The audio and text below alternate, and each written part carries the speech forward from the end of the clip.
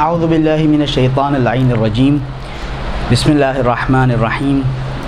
अल्हम्दुलिल्लाहि ज़िल मन्नि वल इहसान व ज़िल इज़्ज़ि वस सुल्तान अल्लज़ी खलक़ल इंसान व अल्लमहुल बयान वस्सलातु वस्सलाम अला नबिय्यिल इंसी वल जान उम्मिल इम्कानि व अबिल अक्वान रहमतिन अलल खल्क़ि मिनर रहमान सय्यिदना व मौलाना अबिल क़ासिम मुहम्मद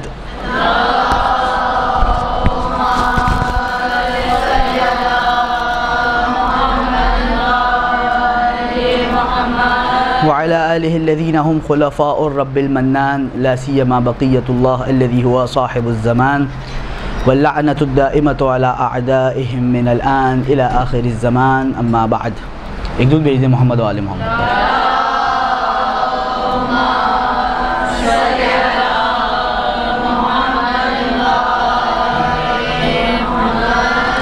अच्छा जी, जो हमें लिखकर भेजा गया था तरबियती क्लासेस बराए ज़ाकिरात मदरसतुल कायम, तो ऐसा ही है, आपके पास भी यही बात आई है।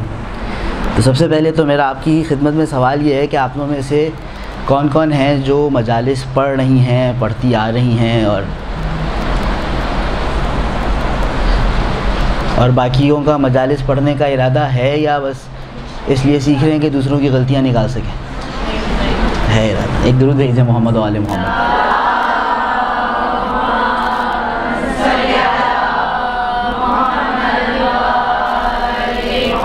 दूसरी मेरी गुजारिश ये है कि दर्स का उन्वान पहले से आप लोगों को बताया जा चुका होता है। चलिए तो अच्छी बात है, फिर हम कुछ भी पढ़ते हैं, आपको क्या पता। जो हमारे दर्स का उन्वान है वो है मजलिस असा की सूरत और इसमें पेश होने वाला मवाद कैसा हो। इसे थोड़ा सा अगर इल्मी और फ़नी अल्फाज में शॉर्ट करें तो बन जाता है मजलिस अज़ा की हैअत और इसका मादा। हैयत और सूरत और इसका मादा। थोड़ी सी मैं उन्वान की वजाहत कर दूं, फिर मुझे एक मिसाल का सहारा लेना है और फिर जो थोड़ी बहुत बातें हमने बुज़ुर्गान से, उलमा से, असातिज़ा से सीखी हैं वो आपके सामने रख देंगे। एक लफ्ज़ है हैयत और सूरत और एक लफ्ज़ है मादा। हैयत और सूरत का मतलब होता है किसी भी चीज़ की शक्ल, और मादे का मतलब होता है उसके अंदर का मटेरियल। ठीक है जी, ये बात वाज़ेह है। तो जो भी हम मजलिस पढ़ रहे होते हैं या कोई तकरीर कर रहे होते हैं या कोई स्पीच दे रहे होते हैं, उसकी एक शक्ल सूरत है जो दिखती है।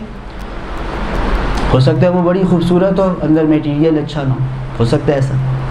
और एक उसके अंदर का मटेरियल है, ये भी हो सकता है वो मटेरियल बहुत ही रिच हो लेकिन उसकी शक्ल बहुत खूबसूरत नहीं बन सकी। तो उसकी एक सूरत और शक्ल है, उसका ज़ाहिर है, और एक उसके अंदर का मवाद है, उसका मैटर है, उसका मादा है, उसका बातिन है। ये दो चीज़ें मजलिस में किस तरह से होनी चाहिए, इस पे हमने थोड़ी बहुत डिस्कशन करनी है।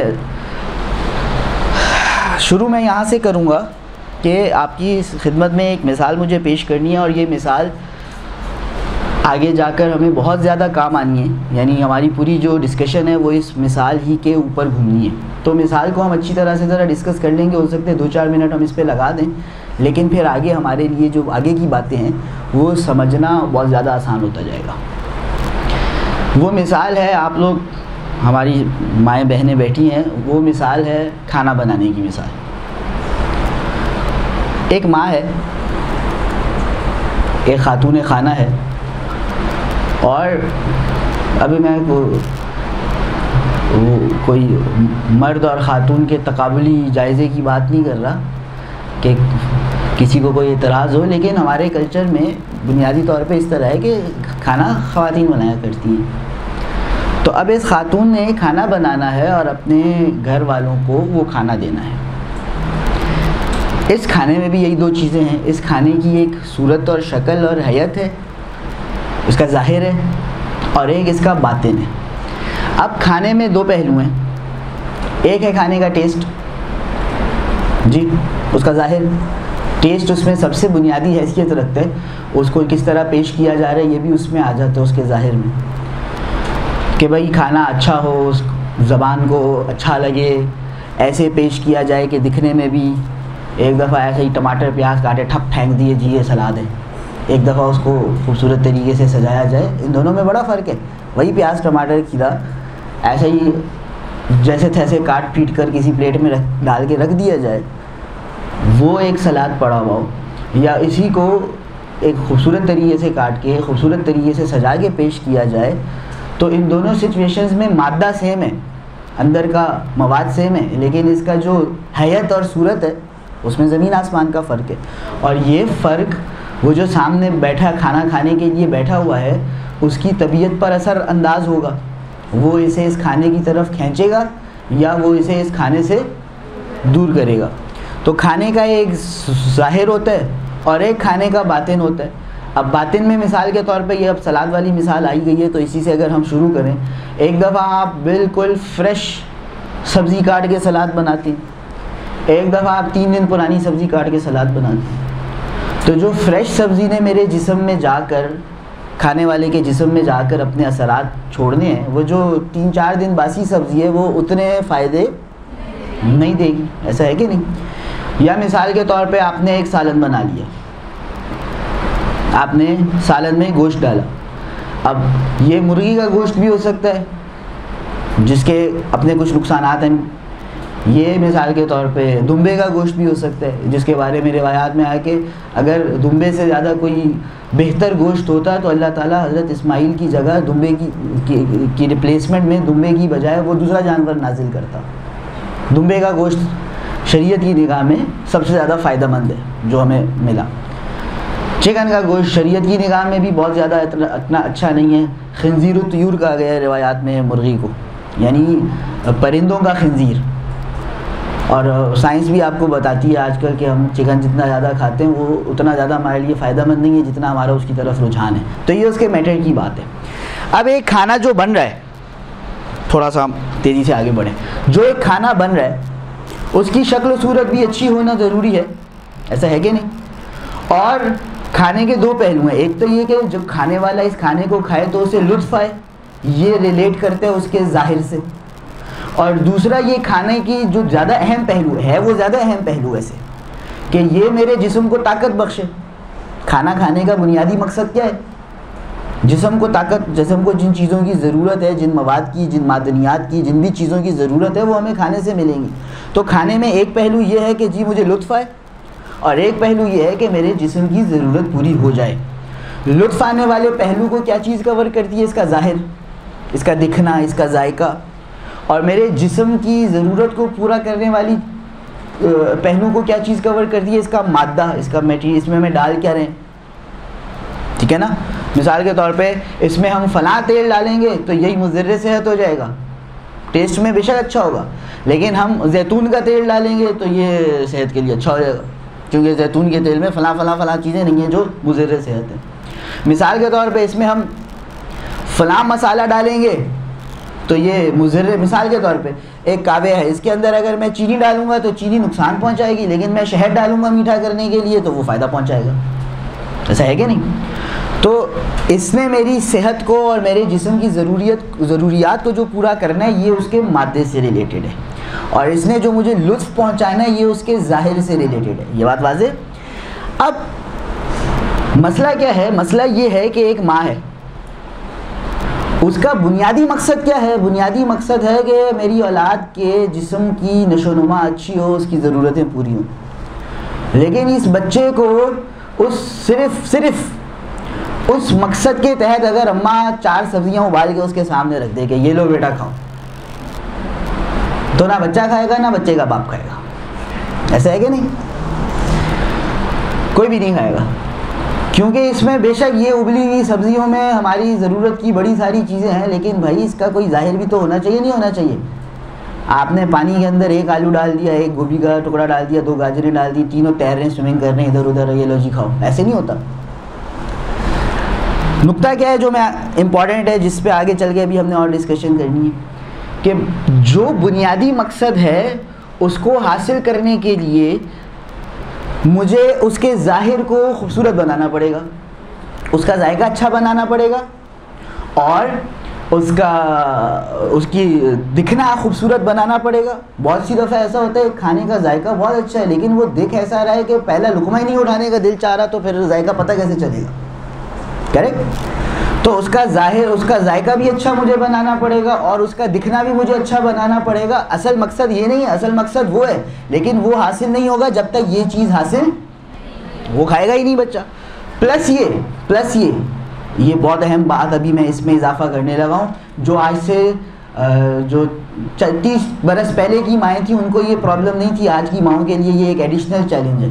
30 बरस पहले की माँ अगर 4 सब्जियाँ उबाल के रख देती, बच्चा कहता अम्मा मैं, पहले तो बच्चा कहता ही नहीं मैं नहीं खाता, उसे माँ का इतना डर था, तो उसे पता है खाना नहीं खाया तो माँ की मार खानी पड़ेगी, खाना फिर भी बेहतर ऑप्शन है। और अगर वो कह देता अम्मा मैं नहीं खाता, तो वो गरीब करता क्या? भूखा बैठा रहता।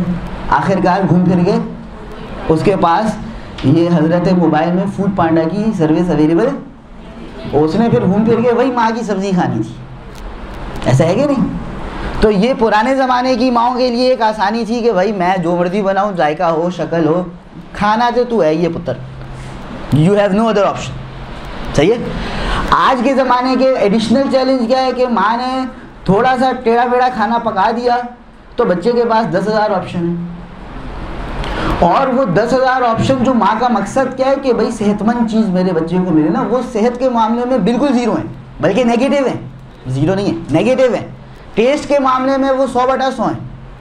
वो फूड पांडा खोलेगा, जो उसे फास्ट फूड खाना है, जो उसे बारबेक्यू खाना है, जो उसे चाइनीज़ खाना है, जो बेहतरीन टेस्ट वाला, बेहतरीन ज़ाहिर वाला खाना खाना है, वो उसको अवेलेबल है। और जो खाने का एक बुनियादी मकसद है सेहत मेरी बेहतर हो, उस मामले में वो नेगेटिव है। ये बच्चे को भी पता है, बच्चे की माँ को भी पता है। तो अब ऐसे में माँ का काम और मुश्किल हो जाता है कि मैं नहीं, आप बतौर माँ ये चाहती हैं कि आपका बच्चा सेहतमंद खाना खाए, तो अब आपको उस सेहतमंद खाने को एक अच्छे से ज़ाहिर में जैसे तैसे लाना पड़ेगा।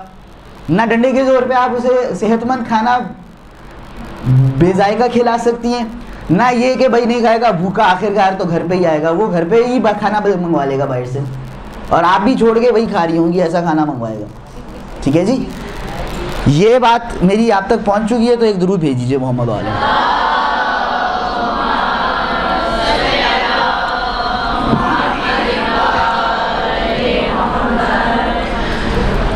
जब भी किसी खतीब को मजलिस पढ़नी होती है, ये ऐसे ही है जैसे उसे खाना बनाना है। इस मजलिस का एक ज़ाहिर है और इस मजलिस का एक बातिन है। इस मजलिस का ज़ाहिर इस मजलिस को लजीज बनाएगा, सुनेंगे लुत्फ़ आ जाएगा, ये काम है उसके ज़ाहिर वाले पार्ट का। लेकिन ये बुनियादी मजलिस का मकसद नहीं है कि जो भी सुने मज़ा ही आ जाए उसको। मजलिस का बुनियादी मकसद है रूह की ग़िज़ा, वो इंसान अहले बैत से करीब हो, उसे अहले बैत के मारिफ पता चले, अहले बैत की तालीमात उस तक पहुँचे, ये उसका बुनियादी मकसद, ये उसका ग़ज़ाइयत है ना उसकी। ये मजलिस का बातिन है। अब यहाँ से आगे हमारी डिस्कशन 2 हिस्सों में हो जाएगी। तो एक तरफ से हमें मजलिस के ज़ाहिर को मेंटेन रखना है और एक तरफ से हमें मजलिस के बातिन पर फोकस करना है। अब आ जाए हम ज़ाहिर। अच्छा, और दूसरी बात, ये आज का दौर है। आज से 50 साल पहले अगर एक ख़तीब था और वो मजलिस पढ़ता था, तो उस गांव में, उस देहात में, उस शहर में, उस मोहल्ले में वही एक मजलिस पढ़ रहा होता था जी। आपको उसकी मजलिस पसंद आ रही है तो भी बैठ के सुने, नहीं आ रही तो भी बैठ के सुने, आपके पास फूड पांडा का ऑप्शन, भाई यही मौलाना है, यही मजलिस हो रही है, अब इमाम हुसैन के दिन है, मजलिस तो सुननी है। चाहे आपको उसका ज़ाहिर पसंद आए, चाहे उसकी मजलिस में आपको लुत्फ़ आए या ना आए, यही है भाई, सुनना पड़ेगा। लेकिन आज का दौर मुश्किल दौर है, क्योंकि आज के दौर में उसके पास बहुत लजीज चीज़ें अवेलेबल हैं जस्ट ऑन अ क्लिक। अब तो क्लिक भी नहीं है, टच है, ठीक है ना। और वो जो चीज़ें अवेलेबल हैं उनमें से बाज़ चलें सेहत को नुकसान नहीं भी पहुंचाएंगी, लेकिन बाज़ ऐसी चीज़ें हैं जो उसकी रूह की सेहत को नुकसान पहुंचा रही होंगी। ना सिर्फ ये कि वो उसकी तरक्की का सबब नहीं बनेगी, उसकी मार्फत में इजाफे का सबब नहीं बनेगी, उसकी हिदायत का सबब नहीं बनेगी, उसकी नूरानियत का सबब नहीं बनेगी, बल्कि उल्टा वो मुजर्रे सेहत मटीरियल सारा बेच रहे, बहुत सारे, सब नहीं, एक बहुत बड़ी मेजॉरिटी जो गैर तालीम याफ्ता खुतबा हैं और वो मिंबरों पे बैठ रहे हैं और तालीम के जेवर से आरास्ता नहीं है, तालीम के नूर से मुनव्वर नहीं है। तो जिसके पास इल्म है ही नहीं, वो जब मिंबर पे बैठेगा तो जहालत बोलेगी, ऐसा है कि नहीं?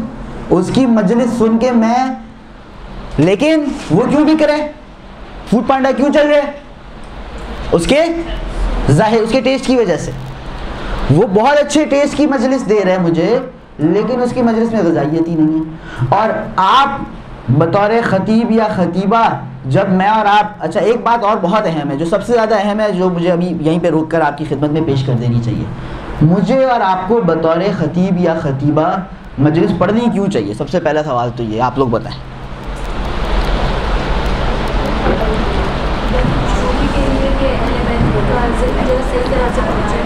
खुदा की खुशनुदी के लिए कि अहले बैत का जिक्र सही तरह से पहुँचे। और कुछ? मोटिवेशन, ताकत अच्छी होगी, सुनेंगे। नहीं, मजलिस ही क्यों पढ़नी है भाई? हम क्यों मजलिस पढ़ रहे हैं? आप मजलिस अगर पढ़ रही हैं या मैं अगर कहीं मजलिस पढ़ रहा हूँ, क्यों पढ़ रहा हूँ? मैं अभी यहाँ पे आगे दर्स दे रहा हूँ, क्यों दे रहा हूँ? समझती हूँ जी कि जो दौर हाजिर है और जिस तरह का मीडिया है, जिस तरह हमारे अकायद के ऊपर हमला हो रहा है, मैं नहीं कह रही, मैं नहीं दावा कर रही मैं बहुत अच्छी हूँ, बहुत अच्छी खतीबा हूँ या मेरा इल्म बहुत बेहतरीन है, लेकिन हाँ, मैं सब कुछ अपनी आँखों से देख रही हूँ। और बहैसियत कनीज़ सैयदा मेरी भी तो कुछ जिम्मेदारी है ना। मैं कुछ अपने आसपास में कुछ क्या इसलाह करूँगी मैं, लेकिन फिर भी मैं खामोश तमाशाई बनने से। बहुत खूब।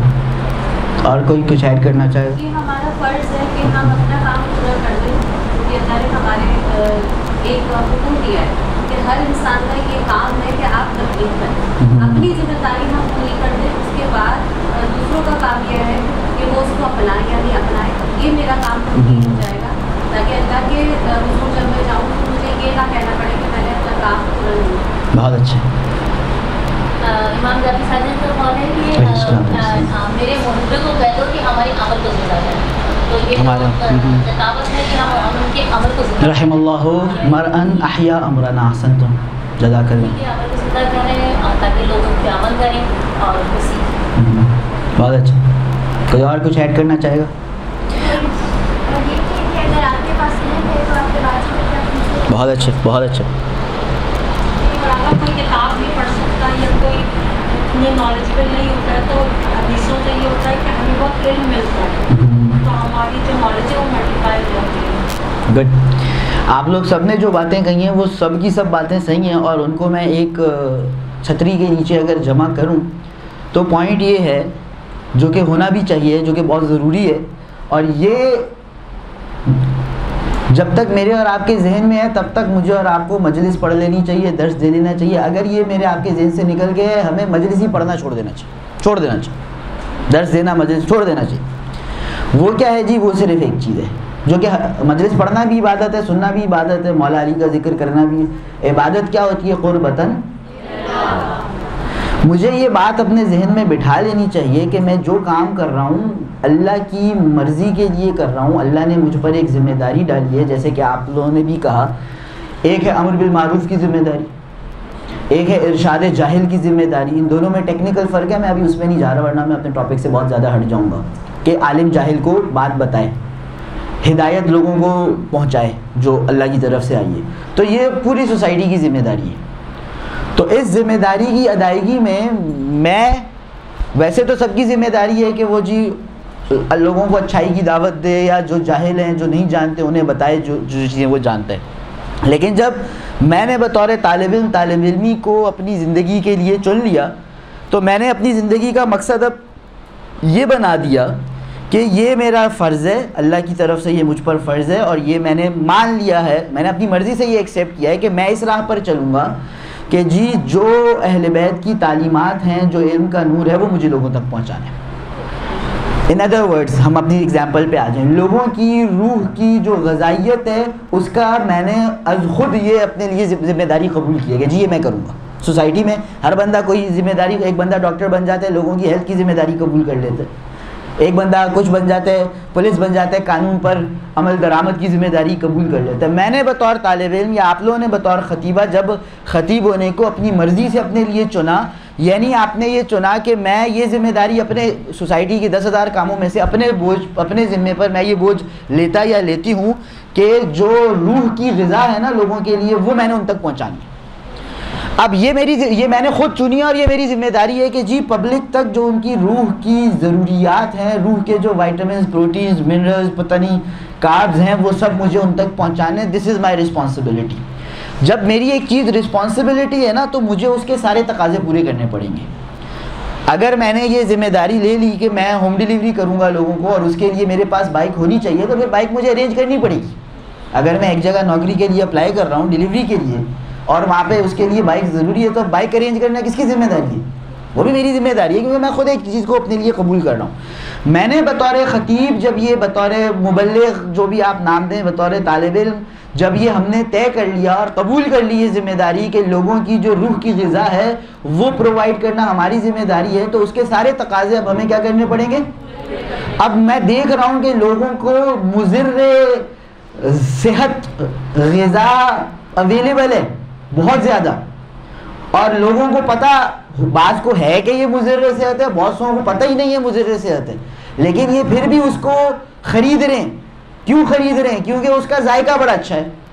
तो क्योंकि मैं ये रिस्पॉन्सिबिलिटी अपने ऊपर ले चुका हूँ कि ये रूह की ग़िज़ा मुझे पूरी करनी है उनकी, लिहाजा अब मुझे भी अपने जायके को इतना अपग्रेड करना पड़ेगा कि वो जो सुनने वाला सामे है वो इसको छोड़ के, ये वो मुज़िर सेहत लजीज़ तकरीर छोड़ के मुफीद सेहत लजीज़ तकरीर सुने। ये मैंने खुद ही अपने ज़िम्मे पे ले ली। This is my responsibility. एक दुरूद भेज दीजिए प्लीज़।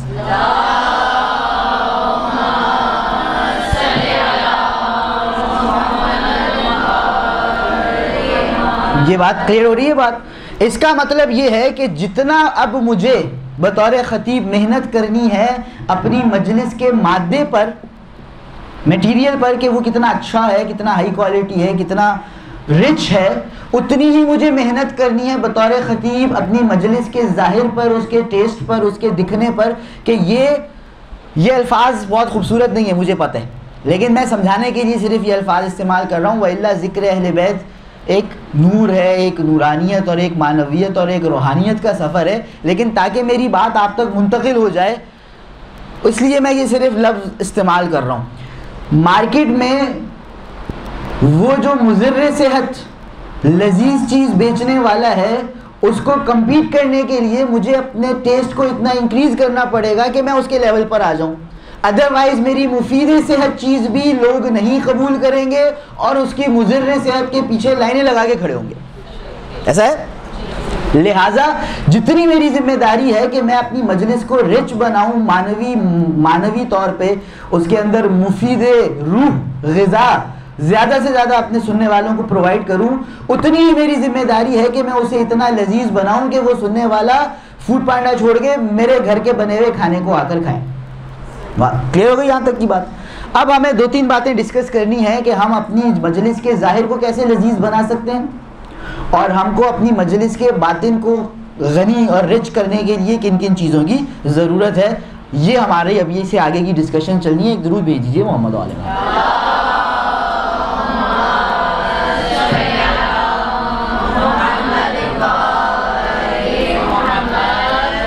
और यही वो जो उन्वान का लफ्ज़ मैंने इस्तेमाल किया था, मजलिस अज़ा की हैयत और उसका मादा। तो अब हम हैयत को थोड़ा सा डिस्कस करेंगे कि इसको हमने कैसे खूबसूरत बनाना है, फिर हम मादे पे आएंगे। अच्छा जी, जहाँ से बात शुरू करें हम हैयत की, उसको खूबसूरत बनाने और लजीज़ बनाने की, तो अंग्रेज़ों के बड़े बूढ़े एक बात कह के गए हैं कि first impression is the last impression. अच्छा, first impression is the last impression, एक इसमें बड़ा कुछ, एक ख़तीब के लिए इसमें बड़ा कुछ आ जाता है। इसमें बात शुरू कहाँ से होगी? इसमें बात शुरू ये होगी कि आप बतौर ख़तीब या ख़तीबा जब आप दरवाज़े से दाखिल हो रहे हैं और लोगों के सामने आ रहे हैं, यहाँ से आपका फ़र्स्ट इम्प्रेशन शुरू होने वाला है। तो वहाँ से जब आप दाखिल हुए, सबसे पहली चीज़ जो नज़र आनी है लोगों को वो आपकी लिबास है। आपका लिबास ऐन मजलिस के मुताबिक होना चाहिए, और मजलिस के मुताबिक होने का मतलब है as simple as possible, plain black. ये नंबर 1। नंबर 2, आपका हिजाब है। आप मिंबर पे बैठ के चलें 1 घंटे के लिए ही सही, 50 लोगों के लिए ही सही, रहबर और लीडर का किरदार अदा कर रहे हैं। आपके हिजाब में अगर आधे इंच की भी कमी है ना, तो ये जो आपके फॉलोअर्स हैं इनके हिजाब में आधे मीटर की कमी करनी होगी। ये बात वाज़ेह? लीडर को फ्रंट पे आके लीड करना होता है ना। अगर मैं बतौर लीडर आधे इंच की गलती करूंगा तो जो मेरे फॉलोअर्स हैं वो तो और चौड़े हो जाएंगे, वो तो आधे मीटर की गलतियां करेंगे। इसका मतलब क्या है? अब इसको मैं थोड़ा एक्सप्लेन करने की कोशिश कर रहा हूँ, बहुत आपकी मैं तवज्जुहात का तालिब हूँ। अगर इस्लाम कह रहा है कि कलाई तक आपका हाथ बंद है, बंद होना चाहिए, और आपका आधा इंच पीछे हाथ है, तो ये आपका फॉलोअर जो है ये आपकी मजलिस सुनने वाली मजलिस से निकल कर आधा मीटर पीछे तक आस्तीन पहनेगी। ये बात आप समझें, क्लियर है बात? तो ये आपका फर्स्ट इंप्रेशन, आपका लिबास as simple as possible, plain black. आपका हिजाब जितना शरीयत ने कहा है उससे ज़्यादा होना चाहिए, जितना शरीयत ने कहा है उससे ज़्यादा होना चाहिए, ताकि वो जब पीछे जाए तो वो पीछे जाके भी शरीयत के अंदर रहे, आपका फॉलोअर, आपको सुनने वाला, आपके सामने। इसके बाद आप मिंबर पर आकर तशरीफ़ फरमा हो जाए, ठीक है। अच्छा, अब इसमें और भी बड़ा कुछ आ जाता है। मिसाल के तौर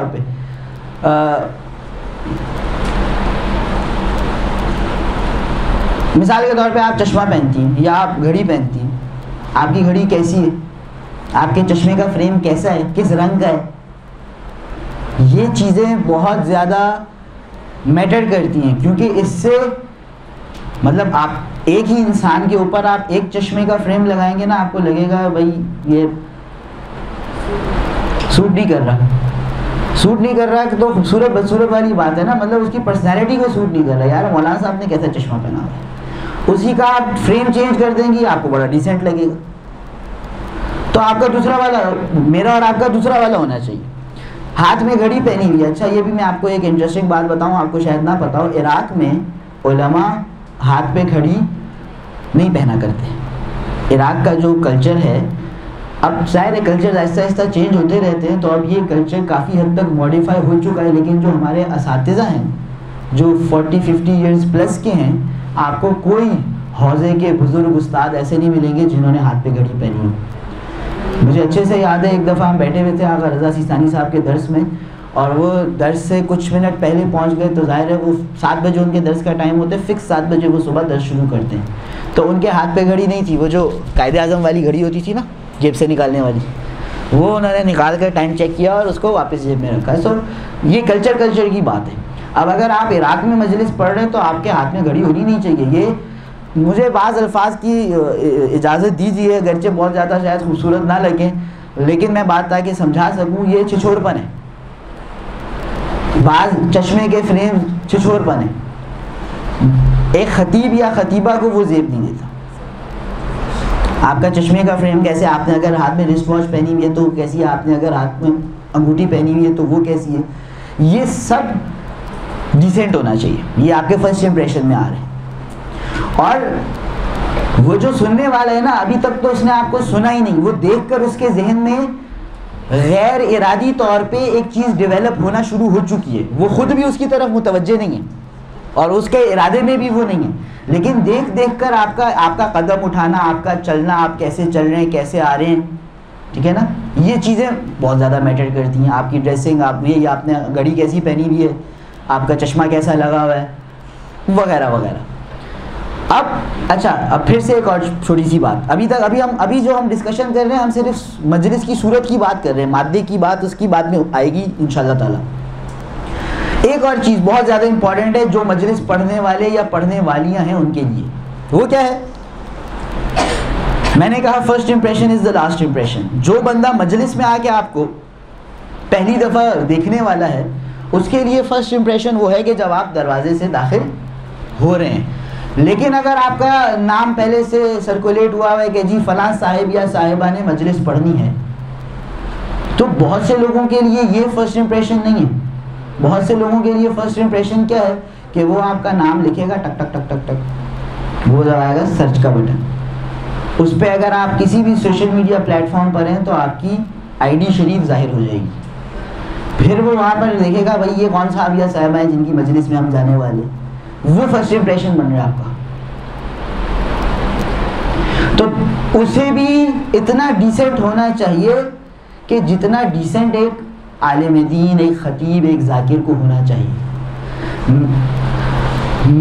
मैं तो हुई नहीं किसी सोशल मीडिया प्लेटफॉर्म पे, लेकिन मैं अगर किसी सोशल मीडिया प्लेटफॉर्म पे अपनी अपीयरेंस जाहिर कर रहा हूँ तो बतौर खतीब, ये बाज़ बातें आप मुझसे डिसएग्री कर सकते हैं, मतलब ज़बरदस्ती वाली बात नहीं है। हो सकता है आप कहें कि नहीं मौलाना साहब आप बहुत पुरानी 50 साल पहले की बात कर रहे हैं, लेकिन मेरा ये पॉइंट ऑफ व्यू है। बाज़ चीज़ें इसमें है कि जो ज़ौक़, इंसानी ज़ौक़ से रिलेट करती हैं। एक ही खाना है, वो मुझे पसंद आएगा, आपको पसंद नहीं आएगा, सो इट हैपेंस। इसको इतना डिसएग्रीमेंट बिल्कुल हो सकता है। लेकिन जो मेरा अभी ख्याल है इस वक्त, अगर मैं बतौर आलिम दीन या बतौर तालिब इल्म या बतौर ज़ाकिर या ख़तीब सोशल मीडिया पे अपेयर हो रहा हूँ, तो मैं कभी पेंट शर्ट में अपनी कोई तस्वीर नहीं डालूँगा। मैं अगर अपने दोस्तों के साथ घूमने मरी चला भी गया हूँ, मैं किसी गाड़ी में बैठकर अपनी तस्वीर नहीं डालूँगा। ये चीज़ें ज़ेब नहीं देती। मैं कोई खुदा ना खास्ता सिंगर नहीं हूँ, मैं एक अहले बैत का जिक्र करने वाला हूँ।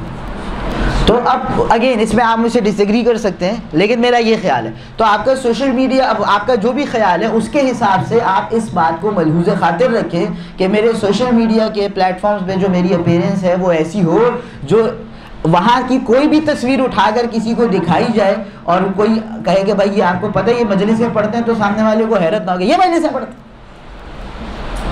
ऐसा रिएक्शन ना निकले उसका। बोले ठीक है भाई अच्छी बात है, मजलिस में पढ़ते हैं, बहुत अच्छी बात है, ये वो हो जाएगा फर्स्ट इंप्रेशन। खैर हम वहाँ से घूम कर आ गए, हम दरवाजे से अब आप आकर बैठें। अब जो असल में तो वो आपको देखने तो नहीं आया, असल में तो वो आपको सुनने आया है या आई है। तो जो पहला उसने आपको सुनना है वो है आपका आऊज़ु बिल्लाह खुतबा, करेक्ट। और सुनने के लिए उसका फर्स्ट इंप्रेशन आपका ये खुतबा है, अनटिल अनलेस वो पहले से आपकी कोई मजलिस या क्लिप्स ना देख चुका हो। खुतबा 2-3 बातें बहुत इंपॉर्टेंट। नंबर 1, खुतबा अरबी में ही देना होता है, जाहिर है, वो तो चले गए इस दुनिया से जो उर्दू में खुतबे दे रहे थे। अब क्या है, खुतबा जो है आपका अरबी में गलतियाँ नहीं होनी चाहिए, नंबर 1। और मैं आपको फ्रैंकली अर्ज़ कर रहा हूँ कि जो दीनी तालीम में सर्फ़ व नहव अच्छे से नहीं पढ़े हुए लोग ना, चाहे वो मर्द ही हो, वो भी खुतबे में दसियों गलतियाँ कर रहे होते हैं। आप अपना एक खुतबा जो आपने पढ़ना है किसी अच्छी अरबी जानने वाले आलिम को दिखाएं, उससे ज़बर ज़ेर पेश लगवाएं और वैसा रट्टा लगाएं जैसा मैट्रिक पास करने के लिए लगाया था। बात समझ में आ रही है? अब मैं आपको एक कॉमन गलती बताऊं, रसूल खुदा पर दुरूद व सलाम भेजने के लिए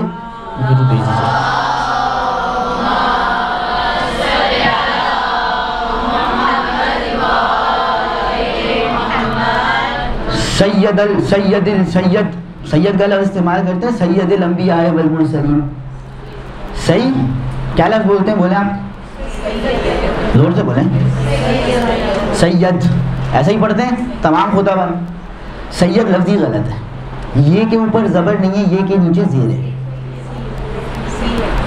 सीन के नहीं, ये के सैयद, सैयद नहीं। हम उर्दू में सैयद बोलते हैं ना जी, वो सैयद ज़्यादा है। हम खुतबे में भी रसूल खुदा को सैयद बोल रहे होते हैं।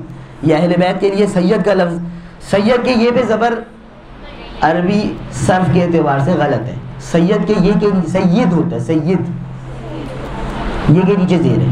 आप मजलिस से आप सुन रहे कि कोई आपको सैयद बोलता हुआ नज़र आ जाए, सब सैयद बोल रहे होते हैं। अब इसमें क्या है, ये मुझ जैसा कोई कम पढ़ा लिखा तालिब इल्म है ना, जिसने सिर्फ 2 किताबें पढ़ी हैं और उसमें ये पढ़ लिया उसने कि सैयद सही होते, तो मुझ जैसे तालिब इल्म को पहला इंप्रेशन ही ख़राब हो जाता है कि लो यार 2 किताबों में जो हमने पढ़ लिया मौलाना वही गलत पढ़ रहे हैं, आगे क्या सुनाएंगे। समझ रहे हैं आप बात। तो अरबी की ये सर्फ की गलती है, नहव की गलतियाँ बहुत, जहाँ पे सही है दल बोलने दिल बोल देंगे, दिल बोलने दुल बोल, जो मर्जी लगा देंगे। अबुल कासिम, अबिल कासिम, अबुल कासिम, ये सबका अलग अलग हिसाब किताब है इल्म नहव में। खुतबा अपना किसी अच्छे अरबी जानने वाले उस्ताद, आलिम, मौलाना किसी से भी चेक करवाएं, उसकी ज़बर ज़ेर पेश बिल्कुल बारीक बीनी के साथ, और जैसे वो आपको फिर दे दें वैसे ही रट्टा लगाएं। आपके खुतबे में अरबी की गलती नहीं होनी चाहिए। ये मजाक बनता है बाद में हमारा। जो दूसरे फ़िरक़ों के उलमा या खुतबा हैं, आप उनकी अरबी देखें, वो अरबी में बहुत ज़्यादा माहिर होते हैं। और हमारे खुतबा, जब एक बंदा मेंबर पे बैठ गई गलत, वो पहली 2 लाइनों में 4 गलतियाँ निकल गई, तो अब उसने आगे, चाहे बहुत गौर कीजिएगा, बहुत गौर कीजिएगा, चाहे जितना भी मुफीद सेहत खाना आगे दस्तरखान पे लगने वाला है, स्टार्टर की शक्ल ही ख़राब है, तो घर वाली तो फेल हो गई पहले स्टेप पे, हो गई नहीं हो गई। ये घर वाली खातून जिसने स्टार्टर के लिए दस्तरखान बिछाया, और जो भी उसने स्टार्टर में रखी हुई चीज़ है उसकी शक्ल इतनी ख़राब है, 5 बर्तनों में से 3 के अंदर कोई ना कोई गंदगी नज़र आ रही है, तो अब बेशक वो बेहतरीन गोश्त को बग़ैर तेल के स्टीम पे पकाकर बेहतरीन सेहत के उसूलों के एन मुताबिक खाना उसने रखा हो किचन में, खलास ख़त्म हो गया, क्या बच्चा पीछे, वहाँ तक बात ही नहीं जाएगी। समझ रहे हैं आप बात मेरी। ये आपका टेस्ट का पहला स्टेप है ना, ये आपके ज़ाहिर का पहला स्टेप है आपका खुतबा। अरबी सही होनी चाहिए। दूसरी बात, अदायगी भी सही होनी चाहिए। अदायगी का मतलब है तजवीज़। आपको हा और हा का फ़र्क पता भी होना चाहिए कि कहाँ पे क्या है, और सही आपको आइन और हमज़ा का फ़र्क पता होना चाहिए, आपको काफ और काफ का फ़र्क पता होना चाहिए, और उसकी अदायगी दुरुस्त होनी चाहिए। दूसरी बात। तीसरी बात जो बहुत इम्पॉर्टेंट है, हमने टेस्ट डेवलप करना है ना। अभी हम ज़ाहिर को डिस्कस कर रहे हैं मजलिस के, मेरी मजलिस में टेस्ट होना चाहिए ताकि वो बच्चा फूट पांडा में ना जाए, यही दस्तरखान पे बैठे। खुतबे में कोशिश करें ख़त्मी मरतबत के या अहले बैत के फ़ज़ाइल के ऐसे अल्फाज पर मुश्तमिल खुतबा पढ़ें जो आम फहम हो। फ़ज़ाइल के अक्सर अल्फाज अरबी उर्दू में मुश्तरक हैं, है कि नहीं? तो आपका खुतबा फ़ज़ाइल के ऐसे अल्फाज पर मुश्तमिल हो जो आम फहम हो। खुतबे से ही होता है ना, पहले लुकमे से ही मज़ा आना शुरू हो जाए खाने का, कि लुत्फ़ आ गया जी। आपका खुतबा सुनते ही आपके सामीन को लुत्फ़ आना शुरू हो जाए कि भाई ये खाना है, आज मज़ा आएगा खा के। बात हो रही है। ये 2-3 गुजारिशात खुतबे के हवाले से। आगे बढ़ते हैं तो सरनामा पढ़ना है आपने। अब सरनामे के हवाले से 1-2 आयतें, 1-2 बातें। सबसे पहली बात तो मैं ये बात फिर दोहराई देता हूँ कि इनमें से बहुत सी चीज़ें इंसानी ज़ौक़ और जायक़े से रिलेटेड है, उसमें आप मुझसे भरपूर इख्तिलाफ़ कर सकते हैं। मेरा ये अंदाज़ा है जो मैं आपके सामने रख रहा हूँ। आप इख्तिलाफ़ कर भी सकते हैं, आप इसी वक्त अपना राय का इजहार भी कर सकते हैं ड्यूरिंग द लेक्चर या ड्यूरिंग द डिस्कशन। लेकिन जी मैंने इसको फोटोकॉपी खुतबों को करा लिया, इसमें से आप एक रीड करके बता देंगे? मैं अभी बता दूँगा। हाँ, इसलिए हमारा वो सही नहीं हो जाएगा। ये नंबर 9, ये अक्सर नंबर 9 का है।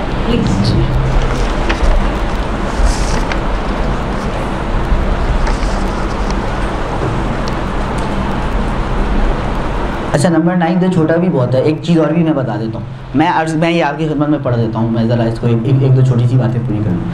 अच्छा जी, तो खुतबे में आपने फिर सरनामा पढ़ना है। सरनामे में मेरा ये गुमान है, इसमें आप लोगों की अपनी चॉइस है, लेकिन मेरा ये गुमान है कि कोशिश करें सरनामा आपका हदीस ना हो, आयत हो। क्योंकि ज़ाहिर है पहली जो हिदायत की पहली बुनियादी चीज़ है वो तो कुरान है ना। हदीस कुरान की तशरीह करने का काम करती है ना, आयत हो। फिर आप उसकी तशरीह में जितनी हदीसें आप पूरी मजलिस में पढ़ती रहें, लेकिन सरनामा आयत हो। आयत जब सरनामा होगी तो आपकी मजलिस में, अगेन मुझे बाज़ अल्फाज इस्तेमाल करने की आप इजाज़त दीजिए। आप तो इजाज़त दे देते हैं, ये कैमरे पे रिकॉर्ड हो जाती है, फिर हमारे दाइमा से जो दोस्त अहबाब हैं वो आके हमें समझाते हैं कि आप ऐसा ना कहें, वैसा ना कहें। आयत से आपकी मजलिस का एक भरम ही अलग होगा। हदीस की मैं खुदा ना खास्ता नफ़ी नहीं कर रहा, हदीस भी आयत ही की मंजिलत रखती है, लेकिन इल्मी फ़न्नी हवाले से भाई हदीस सनद, सही सनद, ज़ईफ़ सनद, कौन सी किताब, कौन सा रावी, कुरान में ऐसी कोई बात नहीं है। हदीस जी हमारी किताब, अहले सुन्नत की किताब, फलां की किताब, इसकी किताब, इसको हम नहीं मानते, कुरान में ऐसी कोई बात। कुरान अल्लाह की किताब है, 6236 आयतें, बाय बिस्मिल्लाह सूरह हम से लेके सीने वन्नास सूरह नास, ये किताब है जी 30 पारे। तो आप कोशिश ये हो कि सरनामा आयत हो, आयत एक इल्मी उबूहत देगी आपकी मजलिस के टेस्ट को। अभी तक मैं मैटर की बात नहीं कर रहा, कोई भी आयत हो, लेकिन आयत से एक भरम बनेगा ज़्यादा, एक उबूहत एक ज़्यादा और ज़्यादा है। ये एक बात होगी। दूसरी बात जो बहुत इंपॉर्टेंट है, कोशिश ये करें गैर मशहूर आयत हो। क्यों मैं ये अर्ज़ कर रहा हूँ आपकी खिदमत में? मैं ये इसलिए अर्ज़ कर रहा हूँ आपकी खिदमत में कि जो मशहूर आयतें हैं ना, वो तो बच्चे बच्चे को याद है। अब मैं आपके सामने मजलिस पढ़ना शुरू करूँ, खुतबा मैंने पढ़ दिया, अब मैं बोलूँ अम्मा बाद फ़क़त क़ाल अल्लाहु तबारक व तआला फ़ी किताबिहिल करीम बिस्मिल्लाहिर रहमानिर रहीम इन्नमा युरीदुल्लाहु लियुज़हिबा अन्कुमुर रिज्सा अहलल बैत व युतहिरकुम तत्हीरा।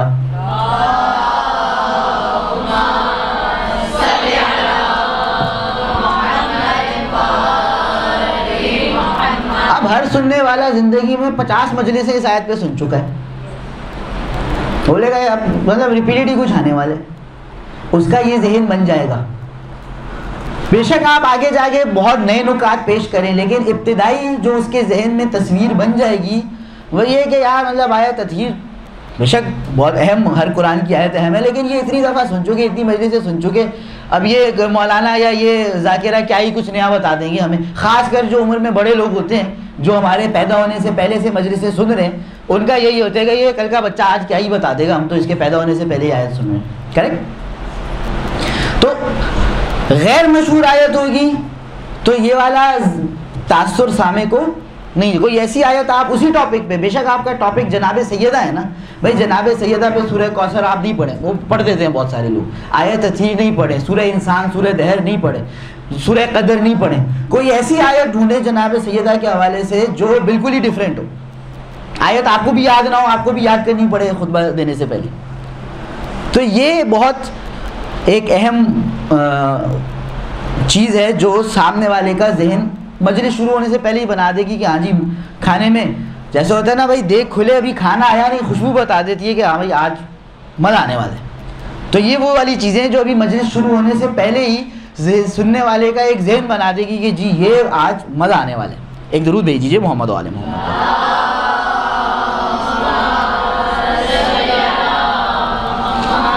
अच्छा, ये खुतबा मैं पढ़ देता हूँ आपके हुक्म की तामील में, लेकिन एक और बात बहुत अहम है, खुतबा सिर्फ अरबी में पढ़ना, मजलिस नहीं पूरी अरबी में पढ़ना।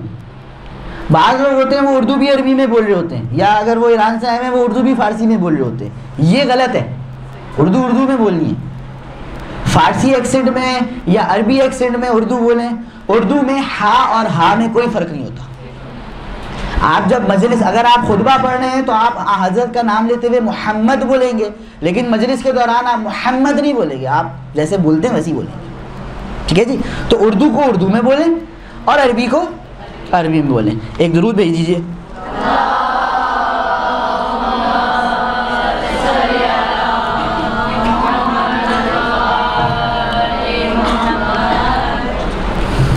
और मेरी भी गलती निकालते रहिएगा आप लोग बेशक साथ साथ, ऐसा कोई बात नहीं है कि हम कोई मासूम हैं।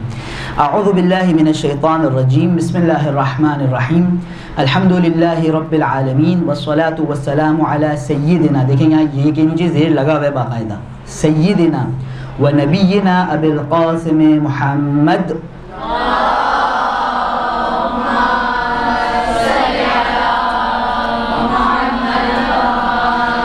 व आलिहि तय्यबीन अत्ताहिरीन, इसको वैसे जोड़ के भी आप पढ़ सकते हैं, व आलिहि तय्यबीन अत्ताहिरीन व लअनतुल्लाहि अला अअदाइहिम अजमईन। सलावत।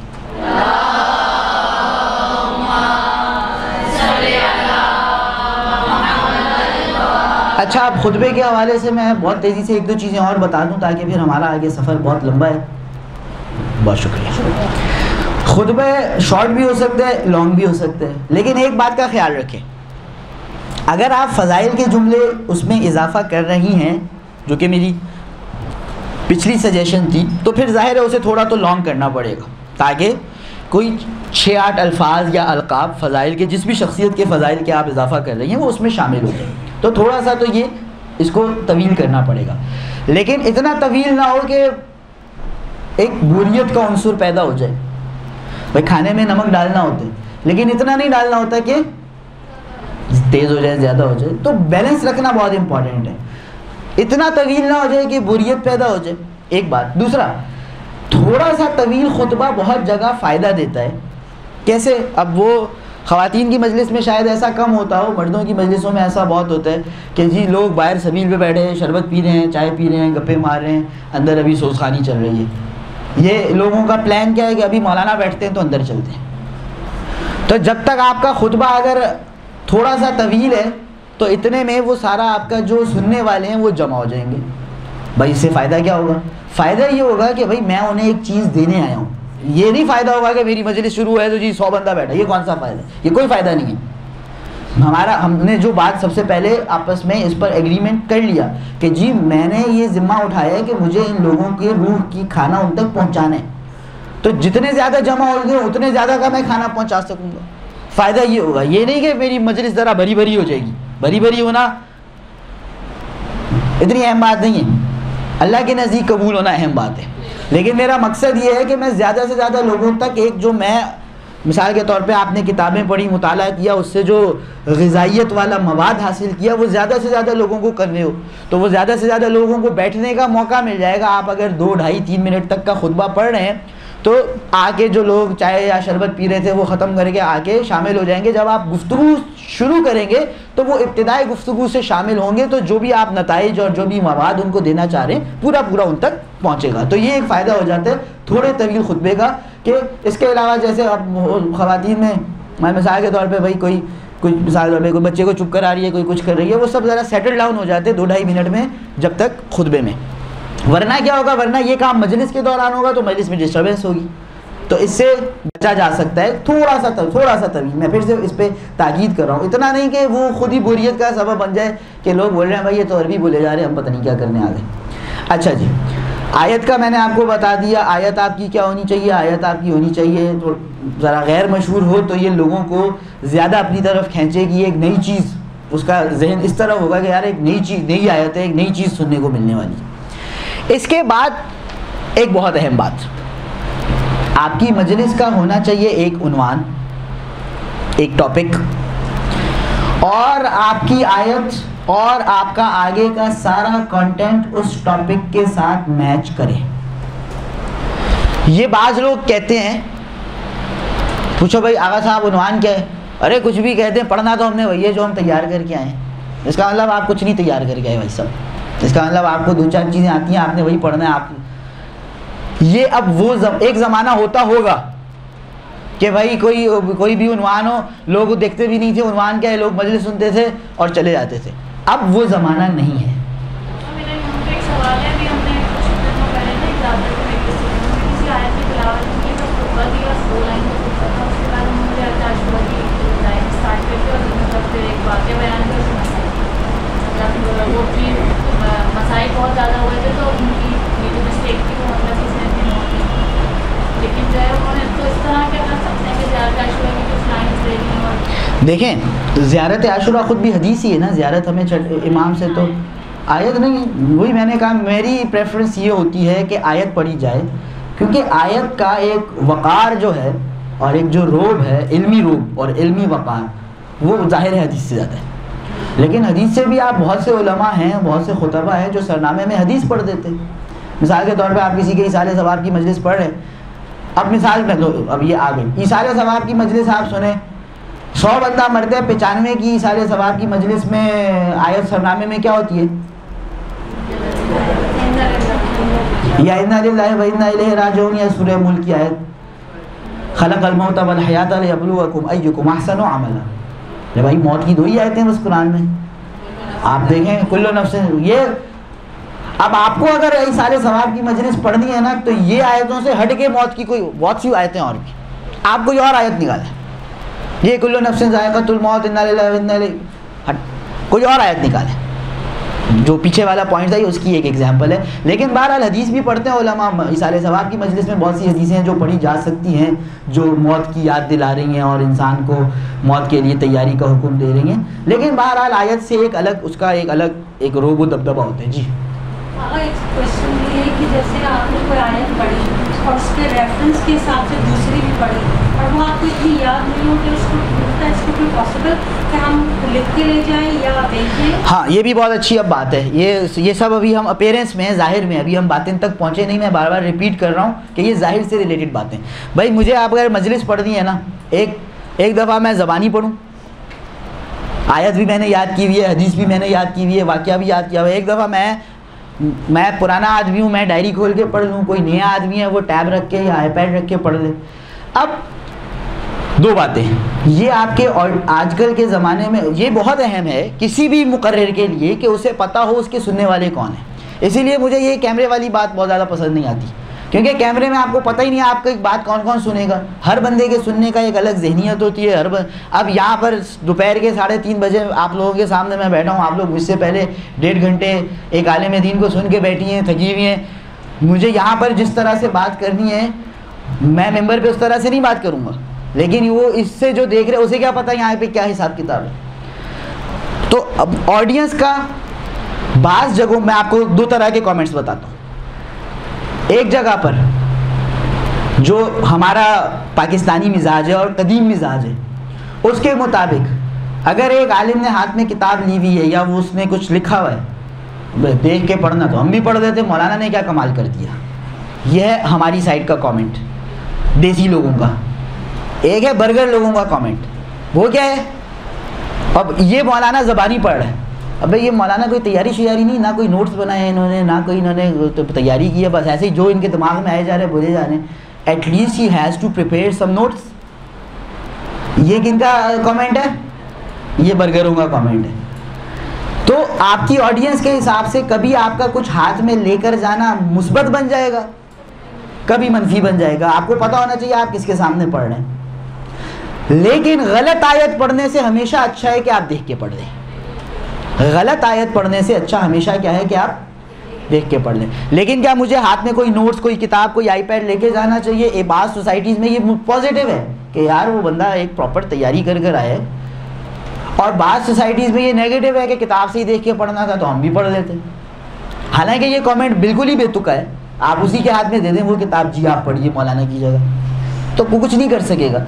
लेकिन बहरहाल ये लोगों के हिसाब से, आपके ऑडियंस के हिसाब से फ़र्क करेगा। ये कभी, जैसे मैं इसको अपने मिसाल के साथ जोड़ूँ, आपके खाने में मिर्चियों, अगर पाकिस्तानी इंडियंस हैं तो ये पॉजिटिव है, अगर ईरानी इराकी बैठे हुए हैं तो वो पहले लुकमे के बाद ही भाग जाएंगे। तो ये ऑडियंस के हिसाब से फ़र्क करेगा। एक दुरूद भेज दीजिए मोहम्मद वाले में।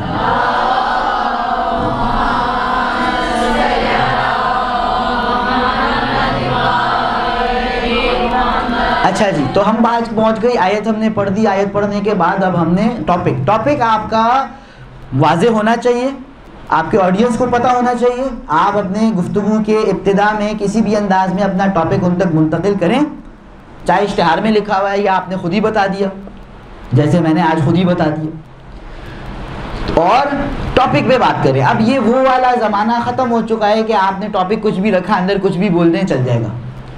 आपने ऊपर लिखा है हम बिरयानी बेच रहे हैं, अंदर आपने पुलाव बना के रख दिया और लोग भी खा के वाह करके, ऐसा नहीं होता। अब वो बंदा बुला के झाड़ जबा ही करते हैं वेटर को कि भाई ये कौन सी बिरयानी है, इसमें तो टमाटर ही नहीं है। समझ आ रही है बात? तो जो टॉपिक रखें टॉपिक से जुड़ के रहें, अपने मौजू से जुड़ के रहें। अच्छा, एक छोटी सी बात है, एक दफ़ा आप एक मजलिस पढ़ रहे हैं, सिंगल मजलिस है, एक दफ़ा आप कोई खमसा या अशरा पढ़ रहे हैं, वाज़ेह हो रही है बात? जब आप सिंगल मजलिस पढ़ रहे हैं ना, मैं समझाने की कोशिश करता हूँ। ये देखें, ये मेरे टॉपिक की राह है, ये है मेरे टॉपिक का पाथ, मेरे टॉपिक का रास्ता। जब आप सिंगल मजलिस पढ़ रहे हैं ना, तो आपने इस पे यूँ चलने, क्योंकि भाई 40-45 मिनट हैं। अगर एक ही टॉपिक पर आप 45 मिनट भी बात नहीं कर सकते तो भाई साहब नीचे उतर जाए। अगर इतनी मालूमात नहीं है मेरे पास कि मैं एक ही टॉपिक पर रहते हुए 40 मिनट बात कर सकूं, तो फिर मुझे बैठ जाना चाहिए नीचे और सुनना चाहिए, फिर मुझे पढ़ना लेकिन अगर आप अशरा पढ़ रहे हैं मिसाल के तौर पे या खमसा पढ़ रहे हैं तो आप टॉपिक पे यूं नहीं चलते, तो आप टॉपिक पे यूं चलते। यूं का मतलब क्या है? ये आपकी टॉपिक का रास्ता है। इस टॉपिक से सीधे हाथ को एक गली निकल रही है, 100 मीटर बाद एक बड़ी अहम बात है, टॉपिक के रास्ते पे नहीं आ रही है, थोड़ी सी डाइवर्टेड, लेकिन थोड़ी सी डाइवर्टेड है। तो आप यहाँ पर पहुँचेंगे तो यहाँ पर जाएं, इसको टच। इंपॉर्टेंट बात है, मेरा मकसद क्या है? मैंने पब्लिक को, अपने सामीन को उनकी रूह की ग़िज़ा पहुँचानी है, जो ज़रूरी ग़िज़ाइयत रखने वाली चीज़ें। अब यहाँ एक बहुत अहम ग़िज़ाइयत रखने वाली चीज़ पड़ी हुई है। मैं अशरा पढ़ रहा हूँ, मेरे पास 10 मजलिस हैं, तो मैं यहाँ से 5 मिनट इधर जाऊँगा, ये वाली बात उन तक मुंतकिल करूँगा, वापस 5 मिनट लगा के अपने रास्ते पे आ जाऊँगा। फिर आगे गया, यहाँ पे मुझे कोई और चीज़ मिल गई, ऐसी छोटी मोटी बड़ी अहम चीज़ है, क्यों मैं इधर उधर जा रहा हूँ? अभी क्यों को मैं बाद में बताता हूँ। लेकिन देखिए, यूं पढ़ना है मुझे, यहाँ पर कुछ पढ़ा हुआ है तो मैं नहीं जाऊँगा, क्योंकि अगर मैं यहाँ पर जाऊँगा ना तो मैं 4 मजलिसों बाद वापस आ पाऊँगा, फिर मैं टॉपिक से निकल गया। बात हो रही है? तो एक मजलिस पढ़ना या 10 मजलिसों पढ़ने की स्ट्रेटेजी अलग अलग होती है। एक मजलिस में आप टॉपिक से 10 मीटर भी बाहर नहीं जाए, भाई 40 मिनट है, आप 15 मिनट बाहर से होकर आ जाएंगे तो 25 मिनट आपने टॉपिक में बोले, 15 मिनट आपने टॉपिक से हट के बोले, 40% आपकी मजलिस अपने मौजू से हटी हुई थी। ये कोई अच्छी बात नहीं। लेकिन जब आपका अशरा है, 10 मजलिस हैं, आपने 10 घंटे बात करनी है, 10 घंटे में से कोई घंटा सवा घंटा आप इधर राइट लेफ्ट होते भी गए तो इसमें कोई हरज। अब यहाँ से आगे ये राइट लेफ्ट में क्यों जा रहा हूँ, ये बहुत अहम नुक्ता है, ये बड़ी गौर से सुनिएगा।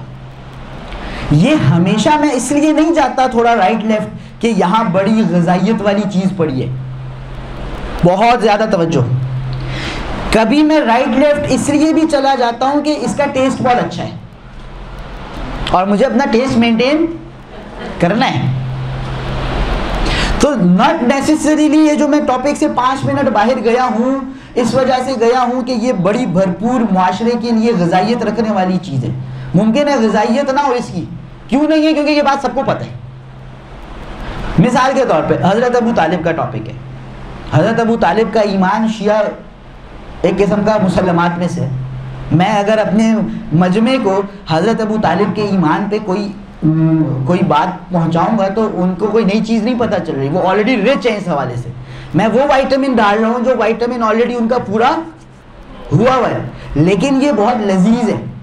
हज़रत अबू तालिब के टॉपिक को डिस्कस करना मेरे ऑडियंस को बहुत पसंद है, उनको बहुत अच्छा टेस्ट लगता है इसका।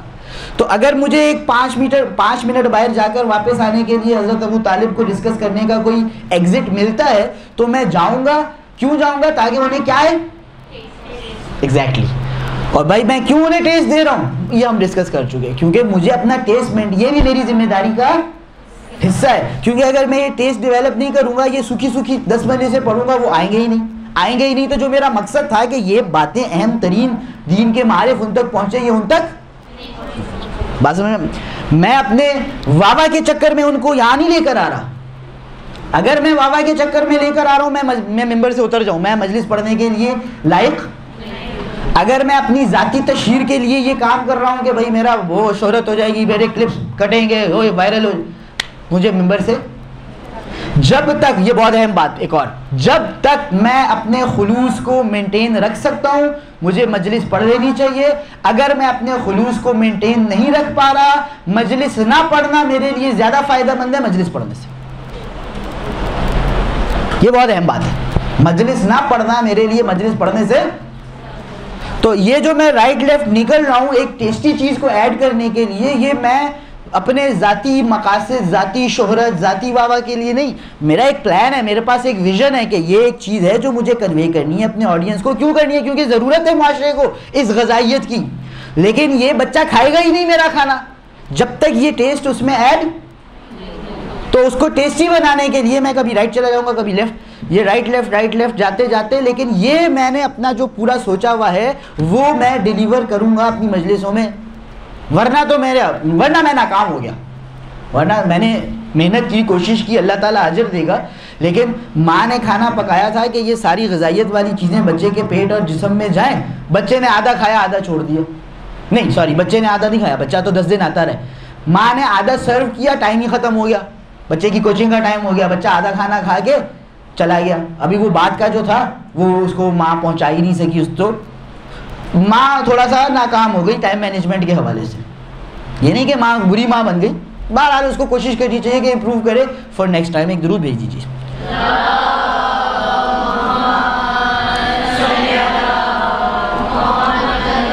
तो मजलिस होनी चाहिए टॉपिक पे, ऑफ टॉपिक आप अगर हमसा पढ़ रहे हैं, अशरा पढ़ रहे हैं और ऑफ टॉपिक छोटा सा है, ये नहीं कि 3 दिन ऑफ टॉपिक आप चले गए, ये नहीं, थोड़ा बहुत ऑफ टॉपिक है किसी वजह से, या तो अहम बात है या टेस्टी बात है, दोनों वजूहात हो सकती हैं। आप ऑफ टॉपिक गए, आपने उस बात को कवर किया, वो जो उसका जायका आपने सामीन को देना था या उसकी जो ग़िज़ाइयत अपने सामीन को देनी थी वो थी, और वापस आप अपने ट्रैक पर, अपने पाथ पर मौजू के आ गए। इसके बाद तीसरी बहुत अहम बात, और अभी तक हम ज़ाहिर पे चल रहे हैं, अभी तक हम उसकी ग़िज़ाइयत वाले पार्ट पे नहीं आए। तीसरी बहुत अहम बात, मैंने मिसाल के तौर पे टॉपिक रखा जी शफात, ठीक है, फॉर एग्ज़ाम्पल। अब चाहे मैं एक मजलिस बना रहा हूँ या मैं अशरा बना रहा हूँ, मैंने शफात, मुझे टॉपिक पे रहना है, तो टॉपिक पे एक और वन लाइनर, किताबें पढ़े बगैर मजलिसें हो ही नहीं सकती, तो किताबें आपको भरपूर पढ़नी पड़ेंगी, मुताला आपको अपना भरपूर रखना पड़ेगा। तो शफात का टॉपिक पे अब मुझे मजलिसें पढ़नी है, तो मैंने शफात के टॉपिक पे ढूंढी किताबें क्या क्या अवेलेबल हैं, मैंने किताबें निकाली, मैंने किताबें पढ़ी, उनमें से वाक़यात निकाले, उनमें से हदीसें निकाली, उनमें से कोई कुरान की आयतें के रेफरेंसेस थे वो निकाले। अब मैंने शफात पे मान लें 5 मजलिसें पढ़नी है, और 5 मजलिसों का ये मटीरियल सारा मेरे पास है, मेरे पास आयतें भी हैं भरपूर, मेरे पास शफात के हवाले से हदीसें भी हैं भरपूर। वो अच्छा, ये इस टाइम पे, ये वाले मौके पर मुझे बायस नहीं होना चाहिए कि मैं सारी वो हदीसें जमा कर लूँ जो कह रही है शफात हो जाएगी, हो जाएगी, हो जाएगी, हो जाएगी, और पब्लिक भी खुश, चलो भाई शफात हो जाएगी। मुझे हर तरह की हदीसें जमा करनी है, जो कह रही हैं शफात हो जाएगी वो भी, जो कह रही हैं शफात नहीं होगी, ताकि पूरा इमेज जा सके मेरे सुनने वाले के जहन में। भाई सिर्फ वाइटामिन और प्रोटीन्स भी तो चाहिए, नहीं चाहिए, मिनरल्स भी तो, सब कुछ चाहिए ना, वो उसके रूह की ग़िज़ा के तौर पे सारी चीज़ें चाहिए। तो मैं एक ही चीज़ उसको देता रहूँ, माँ सब्जियाँ ही खिलाती रही, गोश्त खिलाए नहीं, तो बच्चा तो सेहतमंद तो नहीं बनेगा फिर। तो माँ को सब कुछ बैलेंस करके चलने, खाना पकाते हुए, तो मजलिस बनाते हुए भी मुझे सब कुछ बैलेंस करके चलने के, सारा उसके अंदर मवाद आ जाए। अच्छा जी, अब इसके बाद एक बहुत अहम मरहला है, ये नहीं हो सकता मैं मजलिस पे बैठा, आऊज़ुबिल्लाह बिस्मिल्लाह, मैंने आयत पढ़ दी सरनामे की, हमारा मौजू है शफात, शफात के बारे में इमाम ने फरमाया 1 हदीस 2 हदीस, शफात के बारे में एक वाक़या है, एक वाक़या 2, ऐसे नहीं होता कि मैंने अपनी सारी मालूमात ला कर ना यूँ दामन मैंने यूँ उठा के फेंक दी, एलर्जी करो हम जो करना है, ऐसे नहीं हो सकता। आपको इन्हें एक हल्के को दूसरे हल्के से, एक फूल को दूसरे फूल से परोएंगे तो हार बनेगा, ऐसे फूल फड़क करके फेंकना नहीं है, आपने इसको एक को एक से जोड़ना है। जोड़ना भी ऐसे ही थैसे ही नहीं, कोई भी किसी चीज़ से जोड़ दिया उठा के, बच्चे ब्लॉक्स बनाते हैं ना, कोई भी ब्लॉक उठा के किसी पे भी लगा दिया, कुछ भी, ऐसे नहीं है। उसके जोड़ने में आपको देखना है क्या किससे जुड़ता है, क्या किससे जोड़ रहा है, कैसे जोड़ रहा है। तो मिसाल के तौर पे मैंने एक आयत शुरू की, अब इस आयत में बिलफर्ज बात आई है कि क़यामत में शफात होगी, तो अब एक मैंने ऐसा वाक़या जोड़ा जिसमें शफात हो रही थी, वो वाला यहाँ पे नहीं मैं सुनाऊंगा कि शफात नहीं होगी, वो तो मैं खुद ही अपनी बात के क्या कर रहा हूँ, अगेंस्ट जा रहा हूँ कि आयत आप पढ़ रहे हैं शफात होगी, रिवायत आप कह रहे हैं शफात ही नहीं होगी, तो बात ही ख़राब हो गई। माजरत से सबकी स्क्रीन खुली थी। बहरहाल, तो मुझे जो मैंने मालूमात जमा कर ली किताबें पढ़ के, उनको खूबसूरत, फिर से मैं आपके खाने की मिसाल देता हूँ। भाई आपको बिरयानी बनानी हो, चावल, आलू, प्याज, टमाटर, लहसुन, अदरक, हरी मिर्च, गोश्त सब पतीले में डाल के चूल्हा जला के आप आ जाए कायम दर्द सुनने, बिरयानी बन जाएगी। ऐसे नहीं होता भाई, हर चीज़ का एक हिसाब किताब होता है।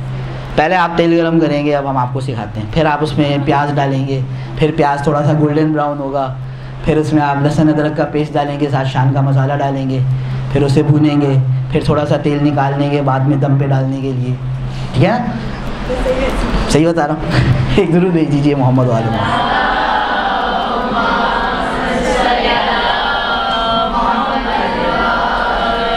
तो एक तरतीब होता है, इसी तरह मजलिस के जो अज्जा हैं उनकी एक तरतीब है। अब यहाँ पर आपको अपना दिमाग इस्तेमाल करना है। इसका कोई हार्ड एंड फास्ट रूल नहीं है कि मैं बोलूँ आयत प्लस रिवायत प्लस वाक़या इज इक्वल टू मजलिस। नहीं भाई, हो सकता है आपको 2 रिवायतें डालनी पड़ जाए कहीं, क्योंकि एक आयत और ये रिवायत जुड़ी नहीं रही, आपको बीच में एक हेल्पिंग रिवायत डालनी पड़ेगी जो इन दोनों को जोड़े, एक नज़र आए कि भाई एक कनेक्टेड कलाम जारी है, कि भाई यहाँ से बात शुरू हुई। बहुत से लोग मजलिस सुन के आते हैं, पूछो हाँ भाई क्या सुना आपने मजलिस में, पता नहीं यार कहाँ से शुरू हुआ कहाँ ख़त्म हुआ, पता ही नहीं चला। ऐसा होता नहीं होता। इसमें क्या, इसके जायके में कमी क्या है, इसके जायके में कनेक्टिविटी नहीं है। क्या आपने एक वाक़या सुनाया, भाई अब इस वाक़े का जो अगला वाक़या सुना रहे हैं इससे क्या ताल्लुक़ है। आपने वाक़या सुनाया, हज़रत नूह ने कश्ती बनाई, बद्दुआ की, तो एक फ़रिश्ता आया, उसने हज़रत नूह से कहा कि जी आप लकड़ी के मट्टी के बर्तन बनाए, उन्होंने बनाए, उसने तोड़ दिए, हज़रत नूह को अच्छा नहीं लगा। अगला वाक़या आपने सुना, अल्लाह ताला ने हज़रत इब्राहीम को आग में डाल दिया। भाई क्या लेना देना इन दोनों को, अल्लाह ताला ने नहीं, सॉरी नमरूद ने हज़रत इब्राहीम को आग में डाल दिया, क्या लेना देना भाई इन दोनों का, कोई कनेक्शन है इनका। आपका उन्वान क्या है, सीरत अंबिया, भाई ये भी अंबिया का वाक़या, ये भी अंबिया का वाक़या, भाई ठीक है अंबिया का वाक़या, कुछ आपस में कोई जोड़ तो हो। तो ये चीज़ें, अच्छा इसमें एक और चीज़ मैं आपको बताऊं, इसमें एक और आपको मैं बड़ी काम की बात बताऊं जो बहुत इंपॉर्टेंट है। दौरान खिताबत बहुत दफ़ा आपकी खिताबत खूबसूरत और लजीज बनेगी जब आप यके बाद दीगर अंबिया के नाम लेंगे, है कि नहीं, या यके बाद दीगर उलमा के नाम लेंगे। आपने बात शुरू की, ना कुलैनी ने कहा, ना फलाने ने कहा, ना फलाने ने कहा, ना फलाने ने कहा। इस चीज़ में आप ये आम इसको जज नहीं करेगी, लेकिन जो पढ़ा लिखा आदमी है ना उसको चीज़ या खलेगी या अच्छी लगेगी। आप उनके हिस्टोरिकल सीक्वेंस का ख्याल रख के नाम लें। आप आदम के बाद ईसा का नाम लें, ईसा के बाद नूह का नाम लें, नूह के बाद इद्रीस का नाम लें, इद्रीस के बाद इब्राहीम का नाम लें। आम पब्लिक जिसको नहीं पता अंबिया के बारे में कुछ, वो तो खुशी खुशी खा जाएगी। अगेन मैं खाने की मिसाल पर आता हूँ। भाई मैं एक इराक़ से आया आदमी, मैंने आज तक बिरयानी नहीं खाई, तो वो जो सारा कुछ आप चढ़ा कर आ गई किचन में दर्स सुनने, और दर्स के बाद मुझे बोलेंगी ये है बिरयानी, मैं बोलूँगा वाजी वाह मैं तो खा जाऊँगा, मुझे क्या पता। लेकिन जिसे पता है बिरयानी क्या होती है, वो पहला लुकमा लेगा और फिर उसके बाद जो वो बोलेगा वो जाने और आप जाने। जिसको पता है ना उसको खलेगी, मतलब क्या कर दिया भाई, बिरयानी की इस कदर बेइज्जती हम नहीं बर्दाश्त कर सकते, हम कराची के रहने वाले। तो जिसको नहीं पता अंबिया के बारे में वो तो खुश हो जाएगा, भाई वाह भाई वाह क्या फ्लो से नाम पे नाम आ रहे हैं। लेकिन जिसको पता बोलेगा भाई ये कैसे नाम ले रहे हैं, भाई कोई लाइन से नाम ले लेते इंसान।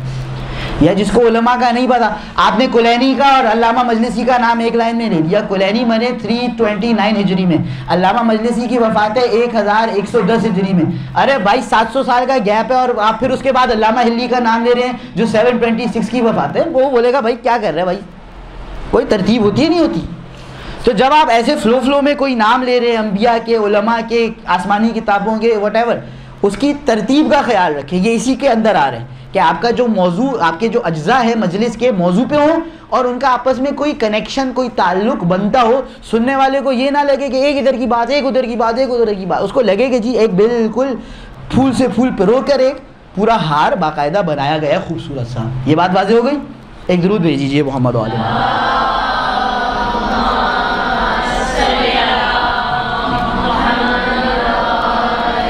फिर इसके बाद आ जाता है मरहला मसाइब।